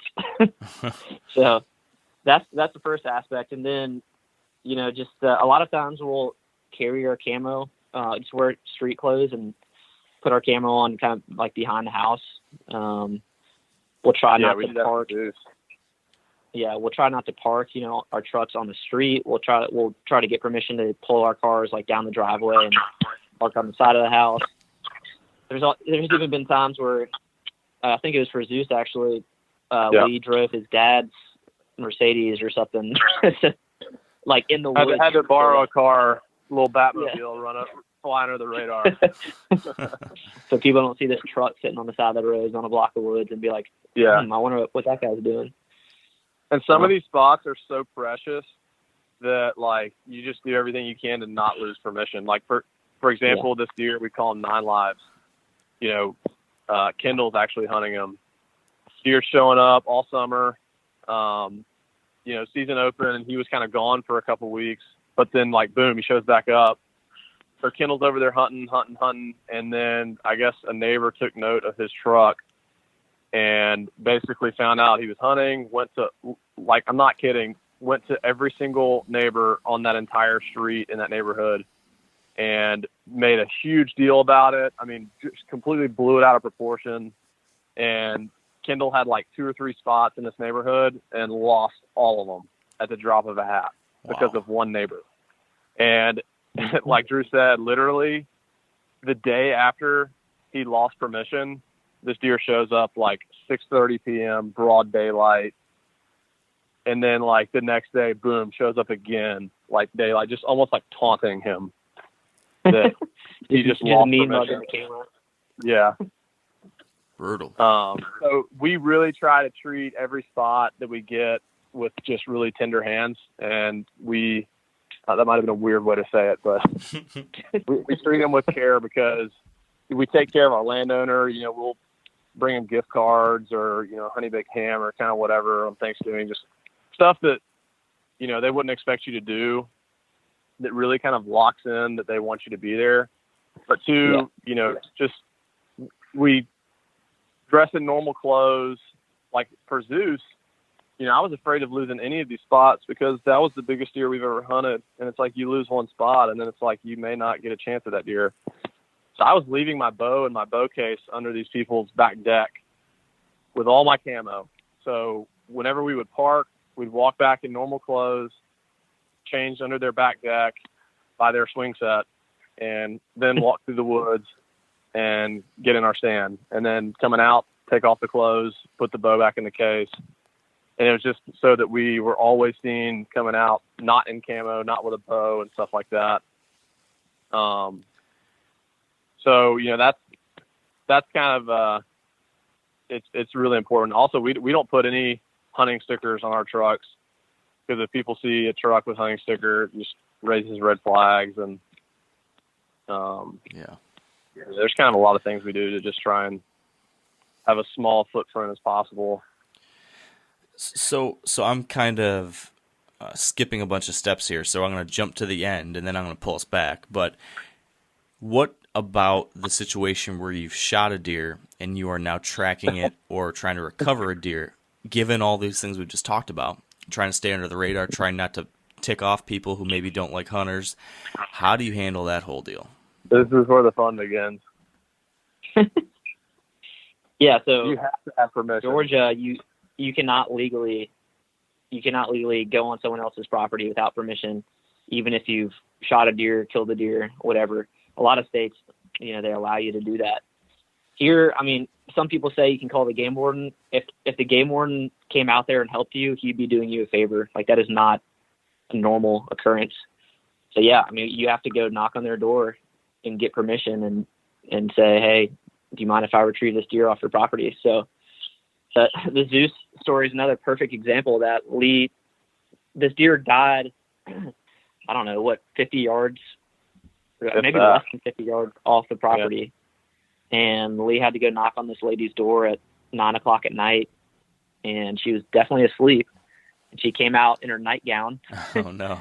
And just like basically wanted Lee to, she was just like so confused, and Lee worked his magic and somehow convinced her that it wasn't a big deal. And she said yes. But I mean, if she had said no, like it would be over. We'd be scrambling, trying to maybe ask the game warden to help us out. Or, I mean, if that doesn't work out, then, I mean, there's really nothing you can do. Yeah. So, I mean, if that lady would have said no, I can't go get that deer. 200-inch deer, 30 yards across our property line. There's nothing you can do about it. So, in that case, if that were to have happened, we probably would have called the game warden and had him try and help out that situation. But yeah, I mean, we've had some, look, this is Atlanta. It's a melting pot. Not everybody here loves hunting. And you learn that when you knock on 100 doors. We get all kind of reactions from people, anything and everything from the sun. I've literally knocked on a door before. They had a giant totem pole in their front yard. I was like, this is kind of weird, but whatever. I knocked on their door and I was like, hey, gave my little spiel and basically asked her to hunt. And she was like, she just looked at me like her jaw hit the floor and was just like, you see that totem pole? I was like, yeah. She's like, you see the top of it? Like, yeah. She goes, well, that's our, some so-and-so symbol of the deer. And that is our God. That is our religion. That is our faith. You are literally murdering our God. Get the F off my property. And she called the cops. And whoa.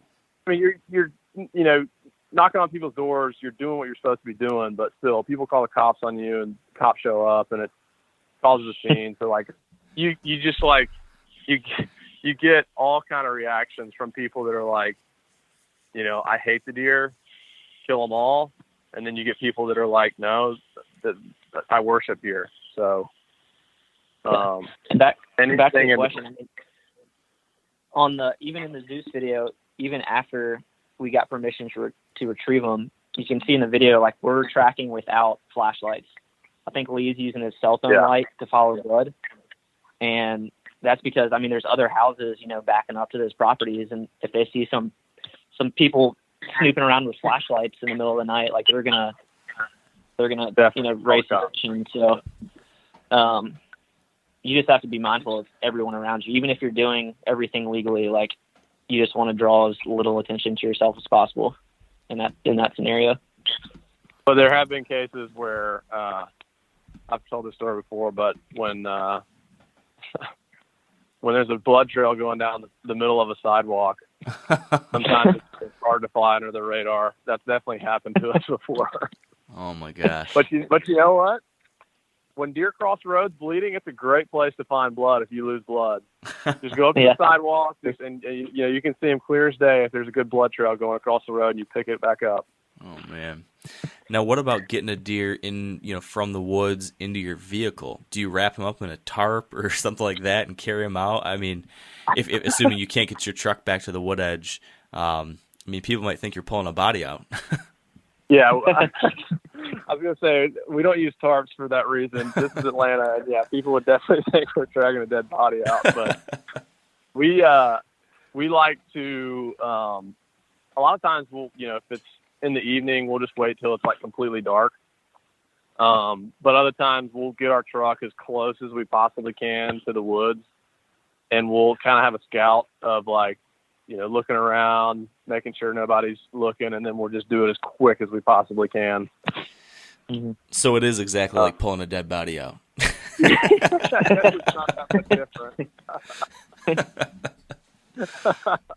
Oh man, quite the process. It's quite the process. Okay, so let's rewind then back to where we were in the whole journey though. So we've gotten permission, we've ran cameras, we're finding the deer we're interested in hunting. Now you actually start hunting these deer. And maybe you can use an example like this mega deer you're hunting this year, Lee, or anything you've been chasing, Drew. What's your mindset as the season begins and you go through the year?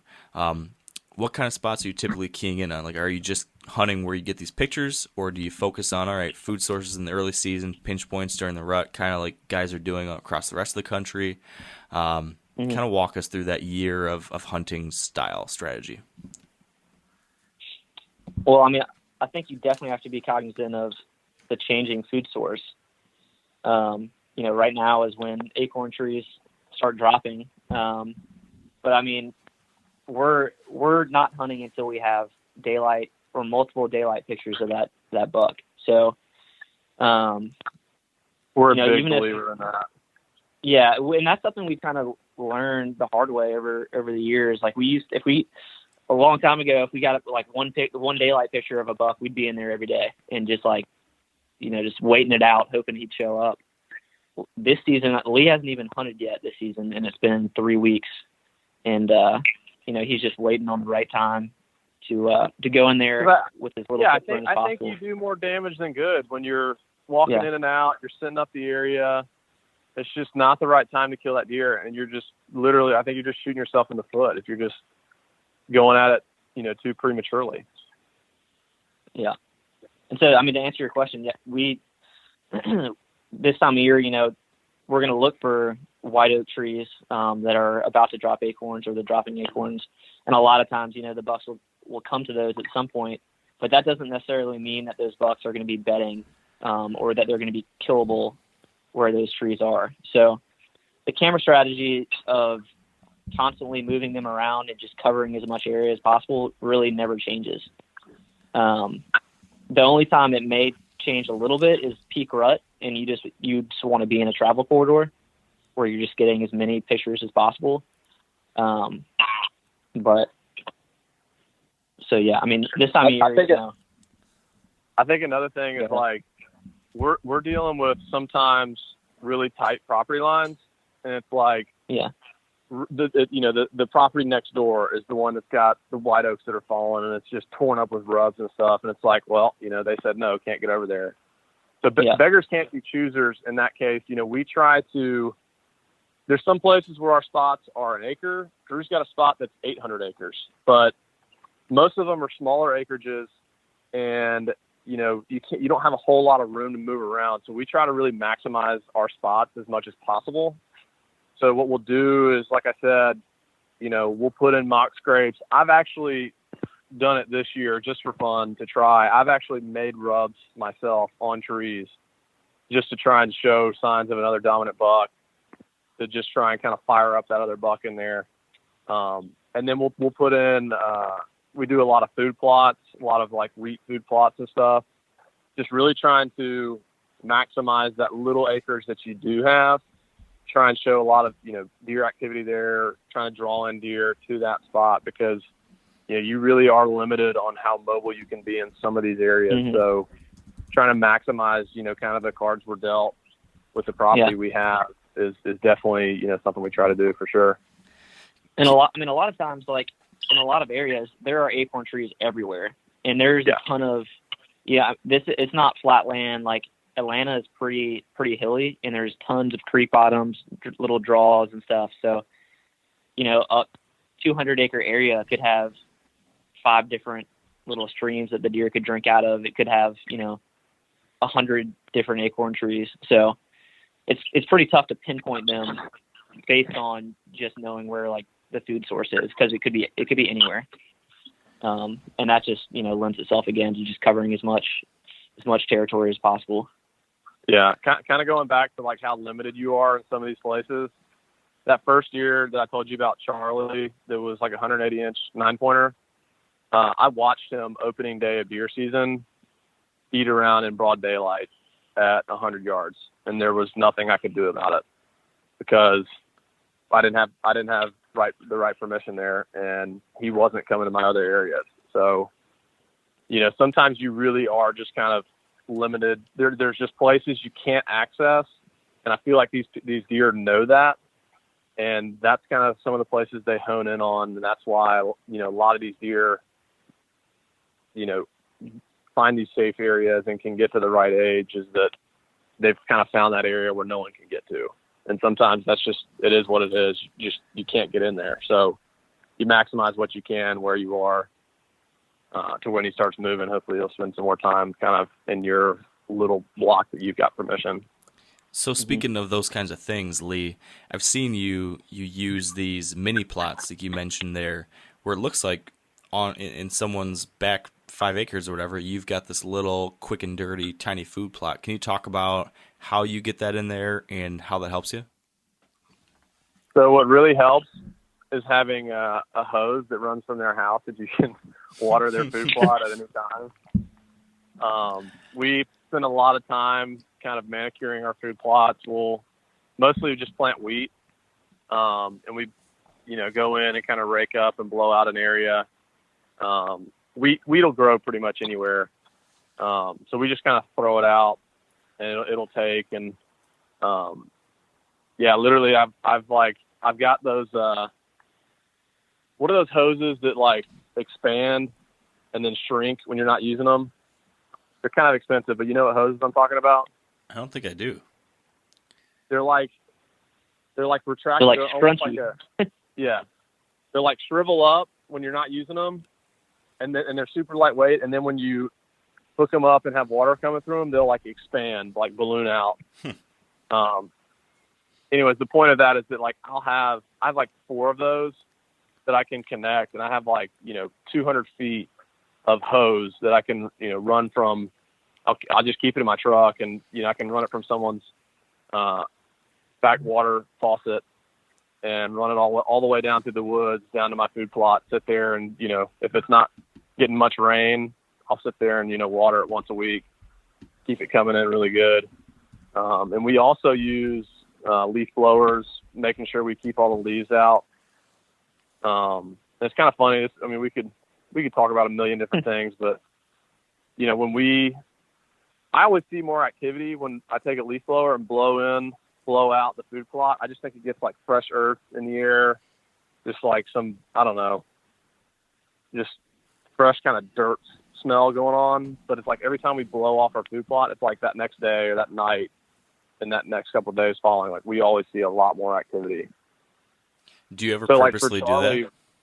Yeah. For Charlie, like there was a couple times where we like literally we'd go in with a leaf blower, right? We'd be in camo and Drew would climb up in the tree and I'd take a leaf blower and be blowing the food plot off and walk up the hill, put the leaf blower down and come climb up in the deer stand. I'll tell you what, I've never heard of Mark Drury doing something like that. You guys are one of a kind. Suburban tactics, baby. Suburban tactics, you know? You, didn't you have an encounter with Charlie while you were blowing the plot off, like in the middle of the day? This was crazy. Walked up on you. So this was like, Charlie was gone for like, this is October-ish, late October. He was gone for like a week, like kind of getting down. I'm like, man, he's not showing up. I go in there to blow off the food plot. I put my leaf blower down, and it's like kind of going down a hillside.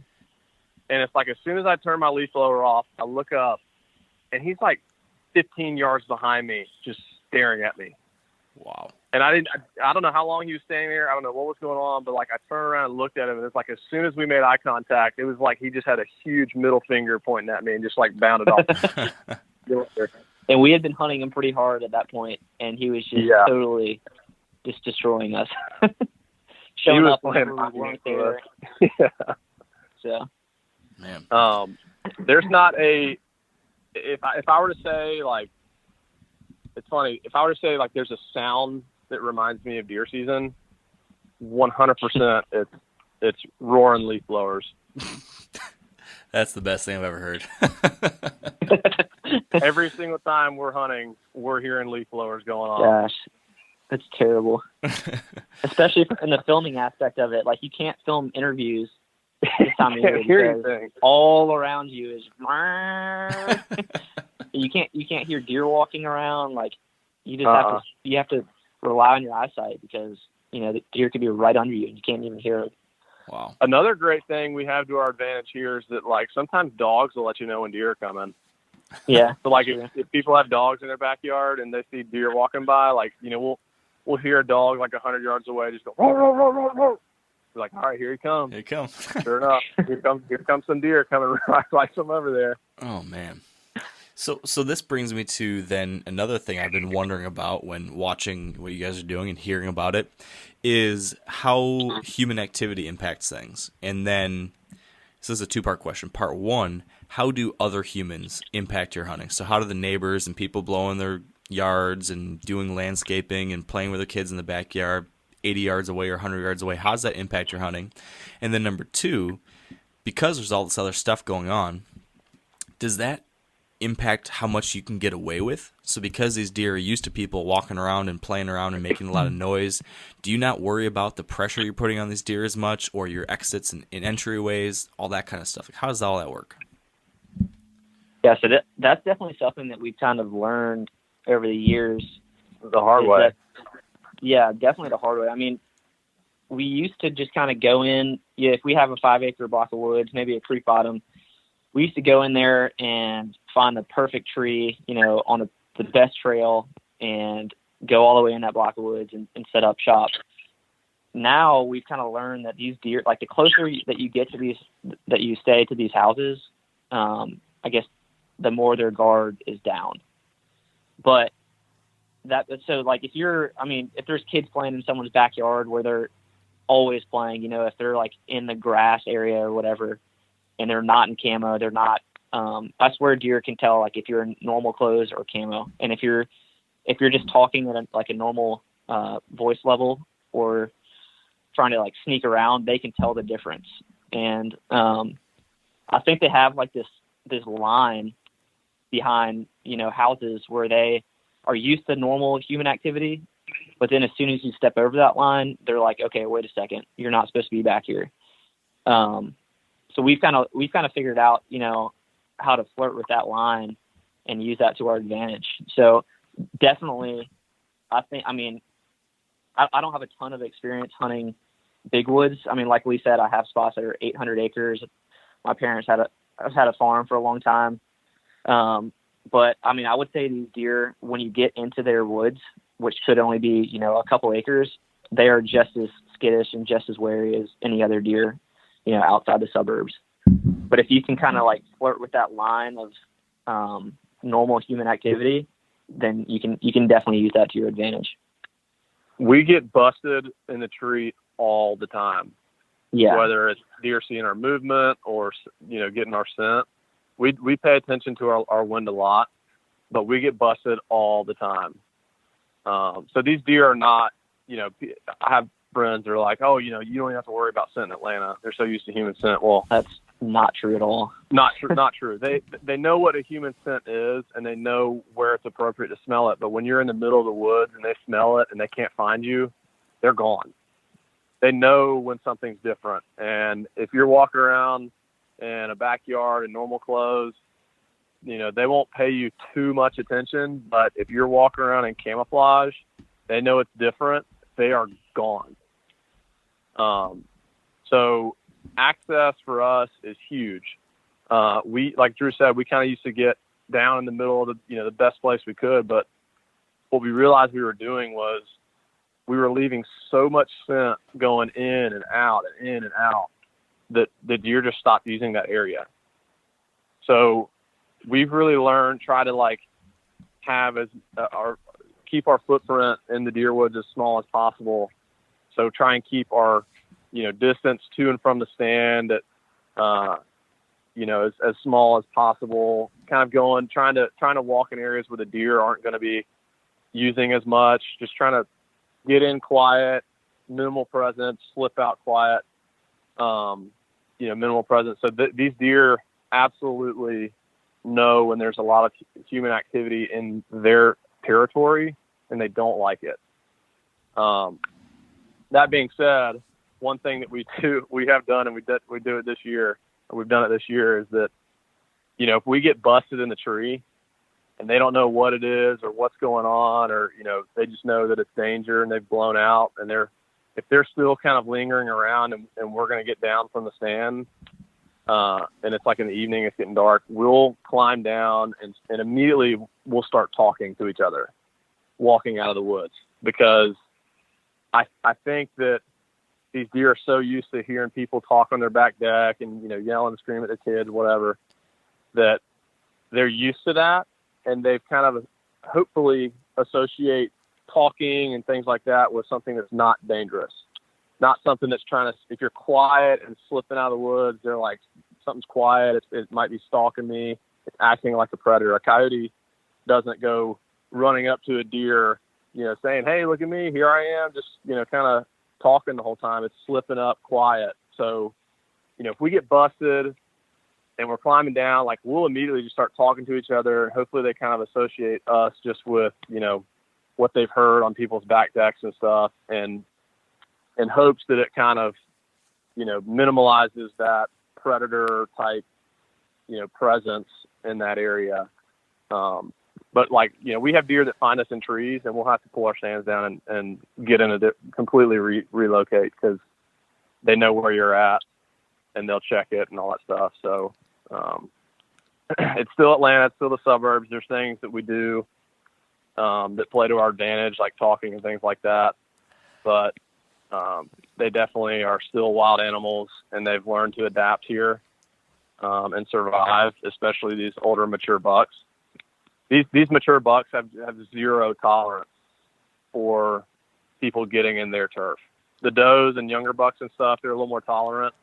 Like, they'll come back. But, you know, if we have a deer, a mature buck, bust us in a stand or send us or something, like, forget about it. Just go find somewhere else to relocate or reset up on that deer. Yeah. This kind of acting like a normal neighborhood person strategy that you talked about when you're leaving the stand, do you ever do that during the middle of the day when you're, like, trying to scout a new property, or maybe you have to hang a new stand? I feel like I remember seeing this maybe in, like, your Bane series, you're hunting this buck, and I feel like I remember you walking into some new property you got permission on. Oh, yeah. And you're talking and filming, and like, all right, this is the tree we got to hunt. And I'm sitting there thinking, holy smokes, it's the middle of the season. They're walking around hollering and hanging stands. But it kind of makes sense that maybe you would do that on purpose because, to your point, they differentiate between the two different types of activity.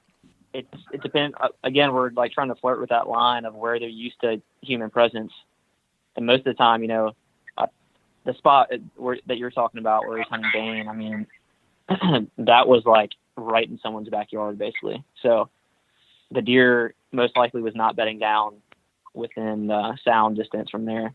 But yeah, I mean, scouting. I mean, we're not wearing camo and sneaking around and stuff. Like the deer are used to kids and stuff walking through the woods every once in a while. So that's definitely something that we. I know the clip you're talking about with the Bane episode, and yeah, you're right. So that was, we pulled up to the spot. It's basically just a hardwood ridge, and I remember I said, I'm gonna get out of the truck and walk up in normal clothes. I think I had binoculars. I was looking. Oh yeah. And that was in the case that if he was bedded there or if there was deer there, hopefully they would kind of look at us and kind of ease on off instead of us trying to sneak to the stand first in camo and having those deer see us and just completely blow out of there. Yeah. So yeah, there are some cases where like I walked up in normal clothes, they see it, there was some construction going on in houses and stuff there. So they see people there a lot, to try and, push some of those deer out because they would bed like right under the stand. Yeah, that was right before we got in the stand, wasn't it? So you walked up there. Yeah. Right, and then you came back and we changed and then got in the stand. And that's actually the night that we killed him, right? Yep. Man, that was a heck of a deer. That was a great looking buck you guys were able to get on. So obviously what you guys did worked. So back to this whole idea of these deer being understanding of a certain level of human activity, and it seems like there's ways you can take advantage of that while still needing to be careful. But does this also allow you, when you are hunting on that flirting with that edge where it's okay versus not okay, does that allow you to hunt certain spots more than maybe someone might be able to otherwise? I mean, I feel like lots of times when I'm talking to guys that are hunting these rural farms, there's not a lot of people out there ever. The pressure is very, very low. Oftentimes we talk about, that first sit is your very best chance. Then it's going to go down significantly after that because they pick up on that human scent and activity very quickly. You just have a time or two. In these kinds of scenarios where you're hunting the edge of that human activity line, can you find those right spots that you can hunt over and over and over as long as you play your cards right and get away with it because they're used to some of that? Yeah, I think so. I mean, there's definitely, differences between advantages and disadvantages in the suburbs versus, hunting big woods. And that's definitely one of them. Depends on where your stand is, though. Yeah, you have to be in the right. You have to have your stand set in the right spot for sure. Well, if your stand's by the house, yeah, I think you can get away with more. But if it's like, a place where we're getting in the thick of it with them, then no, I would say that it's the exact same scenario that your first sit is definitely your best odds. And that kind of goes back to why we study cameras so much like we do and not hunt until that time is right. Yeah, that makes sense. So, Drew, I don't know if you want to elaborate on that at all, but. Well, no, I totally agree with that. Like you have to follow, those rules of where the deer are used to the human activity. And that goes for if you're in the suburbs or you're not. And I mean, the deer in the suburbs are more used to human activity in certain areas than they would be in the big woods. But in the big woods, you have the advantage of being able to, you have a lot more room to work with and a lot more room to play the wind, different trees to set up in. And in the suburbs, a lot of times you have, if you're lucky, you have that one tree that you can choose from and you just have to make it work. So I think it's a lot of give and take. Yeah, for sure. Now, based off all of this, I can kind of assume the answer to my next question, but what about other people messing up your hunts? Let's say someone decides to go walk their dog behind the house and walks all around you, or, some kids come running through. Is that the kind of thing that obviously it spooks off the deer right at that moment, but you're like, okay, we'll sit it out because they're used to that. Deer will come back through eventually, maybe once these people move off. Is that the case? That happens to us quite a bit, actually. But I think it's more of a thing where, like, it may spook them off for that time being, but the next day is a fresh day and they don't really care or remember about, that person walking their dog in the back in the woods, because that's just something they've kind of come to know. So it's not if it's something they've seen, it may spook them off for the time being, but it's not going to be something that's going to be like a permanent memory in their mind where they're like, I'm avoiding that area. Something where it's like you're in a stand and they sense you, or they spot you in the stand and see you there. That's something that stands out to them and would be something where they would definitely like vacate that area and not come back. But Drew, you can tell the story about Wilbury and that pit bull that came and chased them off. Yeah. I mean, it's like, we have dogs run up on us pretty often in the stand. And I think it was 4 years ago, I was hunting this buck I called Wilbury. He's just an awesome, just slick 8-pointer. I think it was the first or second week of the season, and this deer was in there just like every day. He kicked out all the other bucks in his basher group, and he had made like, I don't know, 5 or 6 scrapes in this little tiny area. And he was coming in every day. Lee and I were hunting. I think we had like 2 encounters with him right at dark. I actually shot at him and missed one night, and I was out there again the next day, and he was coming in, like he was walking straight under my stand, and maybe 10 yards away, I was full draw, about to just waiting for him to turn broadside, and all of a sudden the neighbor's dogs, a couple of pit bulls, came running through the woods and chased him off. And like, I think that's, if they're used to stuff like that, like if that's a natural occurrence, it's going to scare them off for a little bit, but they're going to come back if it's not some sort of like life-threatening thing for them. So I think I ended up killing that deer a couple evenings later in the same general area. So wow. It just completely, it depends what they associate that presence with. Yeah, that makes sense. Man, so you're going in and getting permission on all these different places that maybe more guys don't tend to. You are scouting them out. You're running a ton of cameras to find where these older, bigger deer are. You're zeroing in on them once they get daylight active. You're doing little things like putting these mini plots, running mock scrapes, being careful about how you're getting in and out and making sure that you're on that line between safe and not safe for deer so you can take advantage of it. You're doing all these things. Is there anything else that you're doing during the hunting season or otherwise that you think is making you guys uniquely successful, that's allowing you to have, Boone and Crockett class bucks coming out of the suburbs of Atlanta that we haven't touched on yet? I think something is probably like, we've talked about waiting for the right time to be in the tree, but once it is that right time, probably one of the biggest things for us is just we spend so many hours in a tree sitting there, waiting for it to happen. We can spend more time in a tree.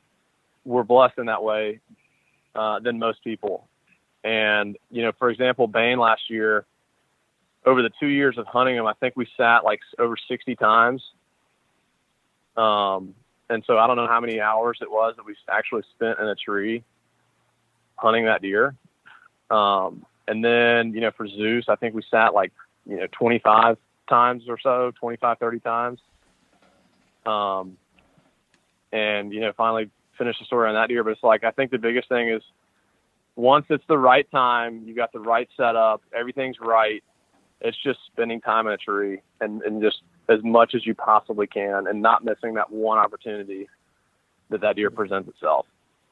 I think that's something that, your first sit's going to be your best sit when the time's right and everything like that. But when October, late October, November rolls around, it's all about being in the tree as much as possible, because sometimes, that buck of a lifetime that they're here only presents that one chance, and it's not missing that opportunity. Yeah. Drew, I don't know if there's anything else you can think of, but I think that's one of the big things, is that we just get to spend so much time in a tree. Yeah. And I mean, we touched on it a little bit, but these bucks, like, especially during the rut, these bucks travel a ton.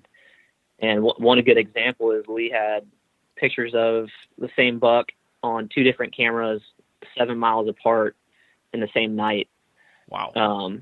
And that's crossing like a bunch of heavily trafficked roads, like 4-lane roads, neighborhood roads, and all sorts of stuff. So, you say your first hit is always your best chance, but I mean, there's also a very good chance that the buck you're hunting is not in that block of woods, those first 15 times that you sit. So it could take, a week and a half of sitting there before you catch him on that leg of his loop. And, whether or not he Go ahead. I was just say whether or not, I mean, he may come through that one time, but he may not even give you an opportunity that one time. So then you have to wait again for him to do his full circle and come back through again. So we also have, like, for Bane, and the same with, the deer that we're hunting this year, is like we have 3 or 4 different sets of stands that we've hung. And a lot of times, we have these covert cellular cameras. So it's like, if we wake up, we're planning on hunting the next morning, and we wake up in the morning, it's like, where was he seen last? So when we sit, 60 times in a 2-year span for these deer, sometimes it's not necessarily in the exact same spot in the same stand. It's like we kind of read where his last activity was, and kind of, if we saw him over at spot A, we'll go to spot A. But if the next night, he seems to have moved over to spot B, we'll go over to spot B where we've got our other stands hung. So we're constantly kind of adjusting, reading where, getting kind of real-time information is unmatched. That is probably something that is, our game changer, is getting real-time information on deer activity, where he's at, where he was last seen, things like that, and also not having to go in the woods to check these cameras. You're minimizing your scent, but just knowing in real time is, I mean, you cannot replace that. You cannot beat it. Yeah. On the opposite side of that, though, do you guys see any kind of like annual patterns emerging? Lots of times you hear guys say that they notice that this buck seems to show back up in this little area first week in November every year, first week in October every year, and you can start using that historical data. It seems like with these deer you follow multiple years, that might be the case. Have you been able to do that? Absolutely. That's actually a really good question, because that's something that I wouldn't have, I guess, thought of. But I told you, like, sometimes we'll have pictures of these deer for like 4 or 5 years before we actually hunt them. So we've already built so much history around that deer of where he likes to spend what time, that we can actually head deer off. So Bane last year, we had an early season encounter with him. And after that, it was like, we were like, he's not coming back here after that happened.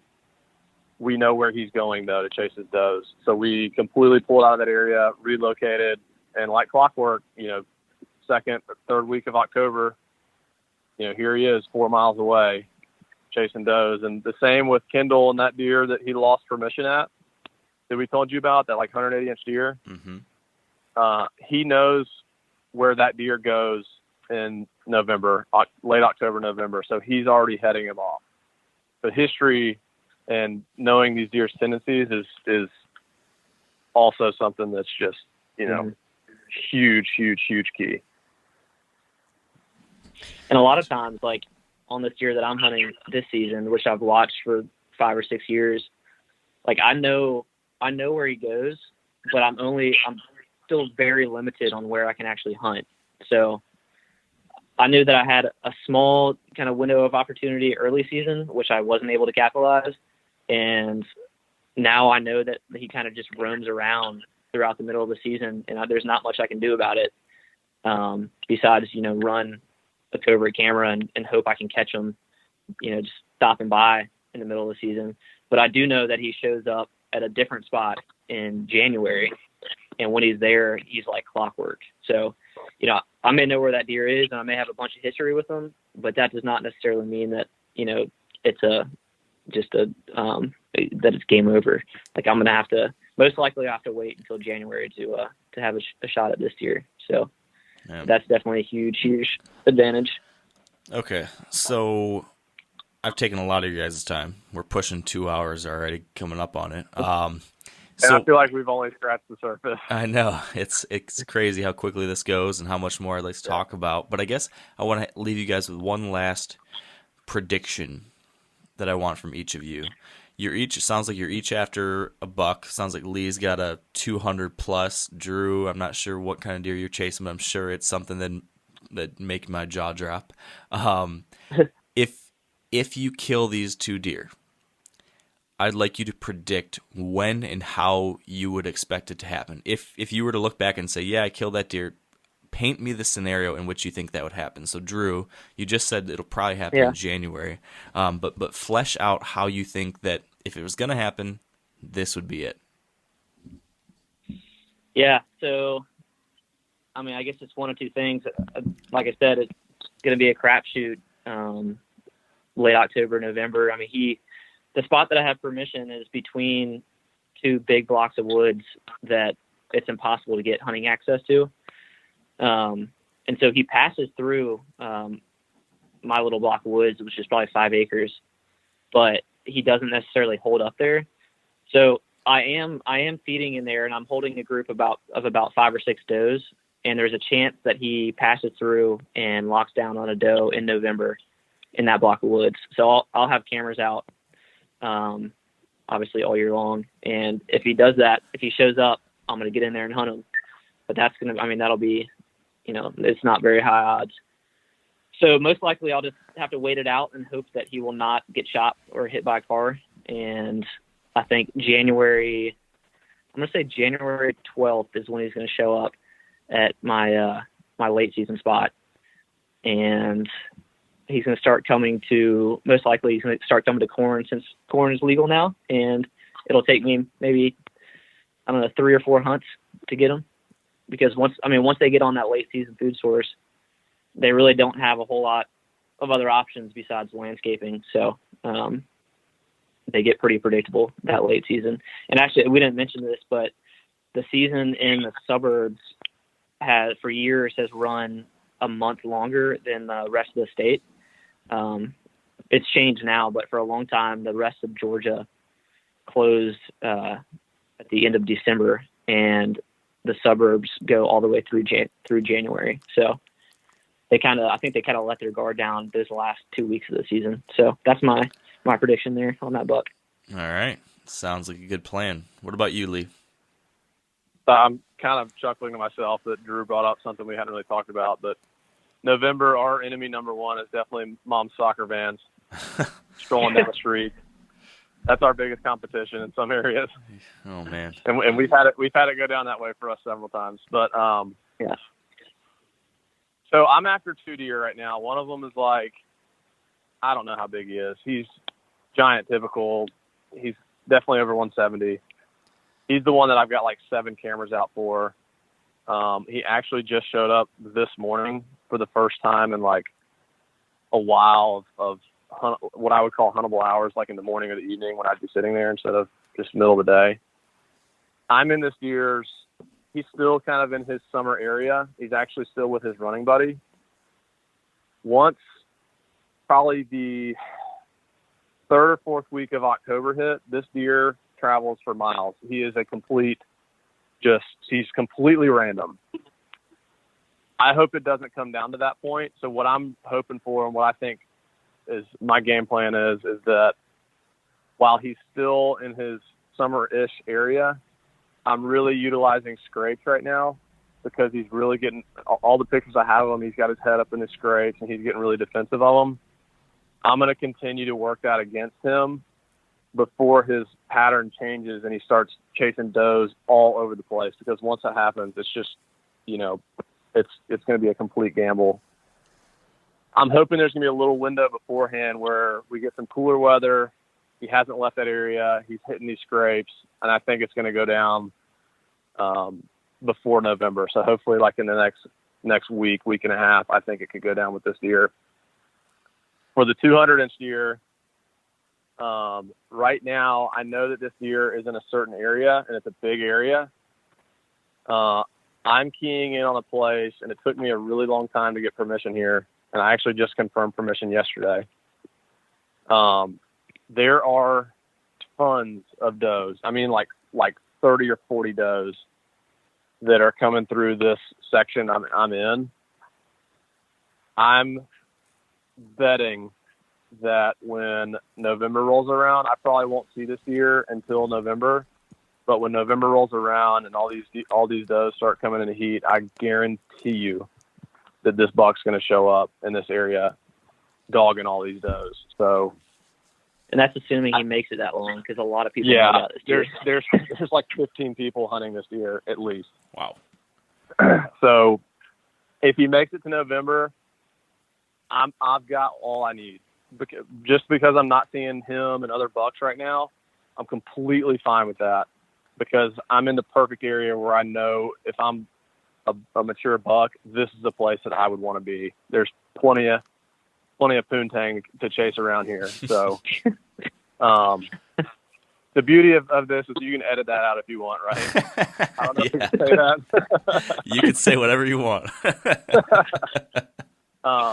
So I think that if it were to go down with that 200, it would be in the heat of November. This other typical, I think it's going to be really hard to kill him in November because he's going to be traveling so far. So I think it'd be October when he's hitting scrapes, or that late season window when he keys back on the food. So, all right, my prediction there.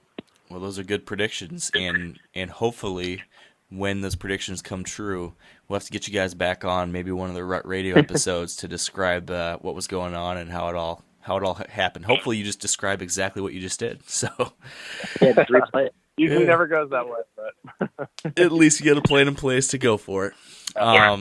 Man, this has been really, really interesting, really unique. So this is fun for me. And if folks want to follow along with what you've got going on, how your seasons are going, your future videos and all that, where can they find that stuff? Yeah, so all of our videos are posted on Facebook and YouTube.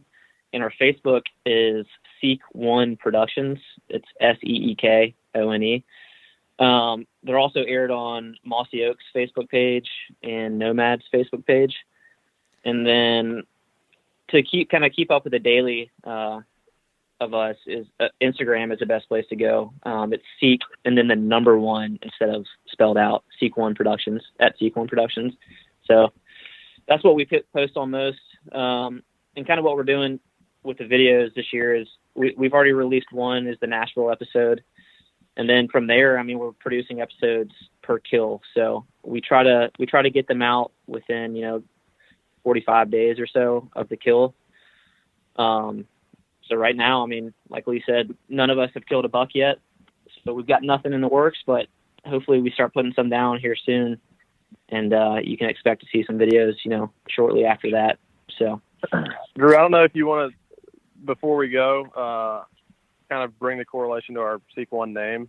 I think it just has some meaning to it and kind of why we have that name. Yeah, we can do that. So again, follow our Instagram. Kind of, Lee and I are both pretty strong Christians. We went to a Christian high school. And so kind of what we're trying to do is use this platform to glorify God and to just kind of spread his name. And this season, through our Instagram, every Sunday, we're kind of doing like a little mini sermon and just kind of doing a faith walk from beginning to end and just trying to make as big of impact as we possibly can on the hunting community.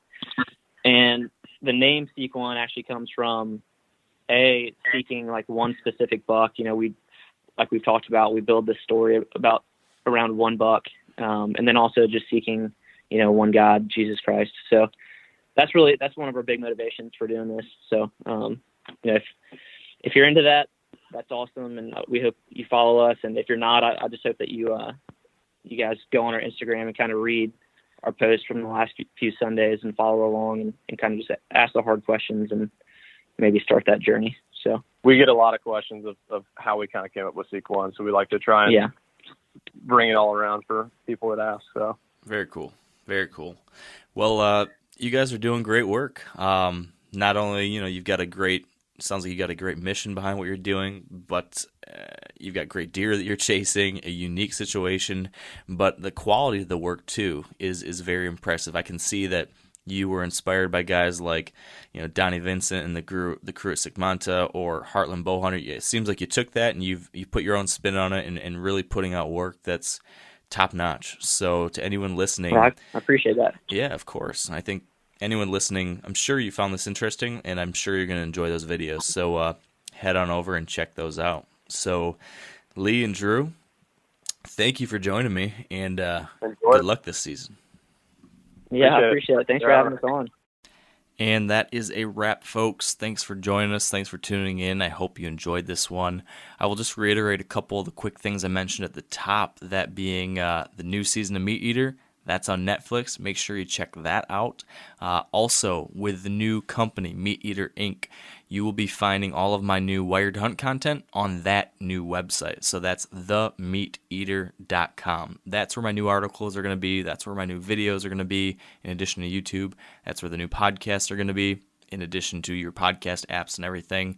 And on top of what I'm putting out there, there's also content from Steve Ranella. There's content from Ben O'Brien, April Vokey, Pat Durkin, Eduardo Garcia, a whole bunch of other people. The team is growing rapidly with some of the best and the brightest folks in the hunting and fishing world. So I hope you'll check that out. I hope you enjoy it. And until next time, thank you so much for your time, your attention, and your support. And stay wired to hunt. I'm sure a lot of you guys remember the old ceremonial hunting tradition of eating the heart out of the first animal you kill. Meat from those organs are among the most nutrient-rich foods on the planet. You can get those same benefits your ancestors craved via convenient daily capsules from Heart and Soil. Find out more at heartandsoil.co. And remember, use code MeatEater for 10% off your purchase. You ever get that feeling the walls closing in, the concrete jungle suffocating you? You crave some wide open spaces, the chance to connect with nature, maybe in a spot all your own. Well, head over to land.com. They've got ranches, forests, mountains, streams, you name it. Search by acreage. You can search by location. You can search by the kind of hunting and fishing you're dreaming of. Land.com. It is where the adventure begins.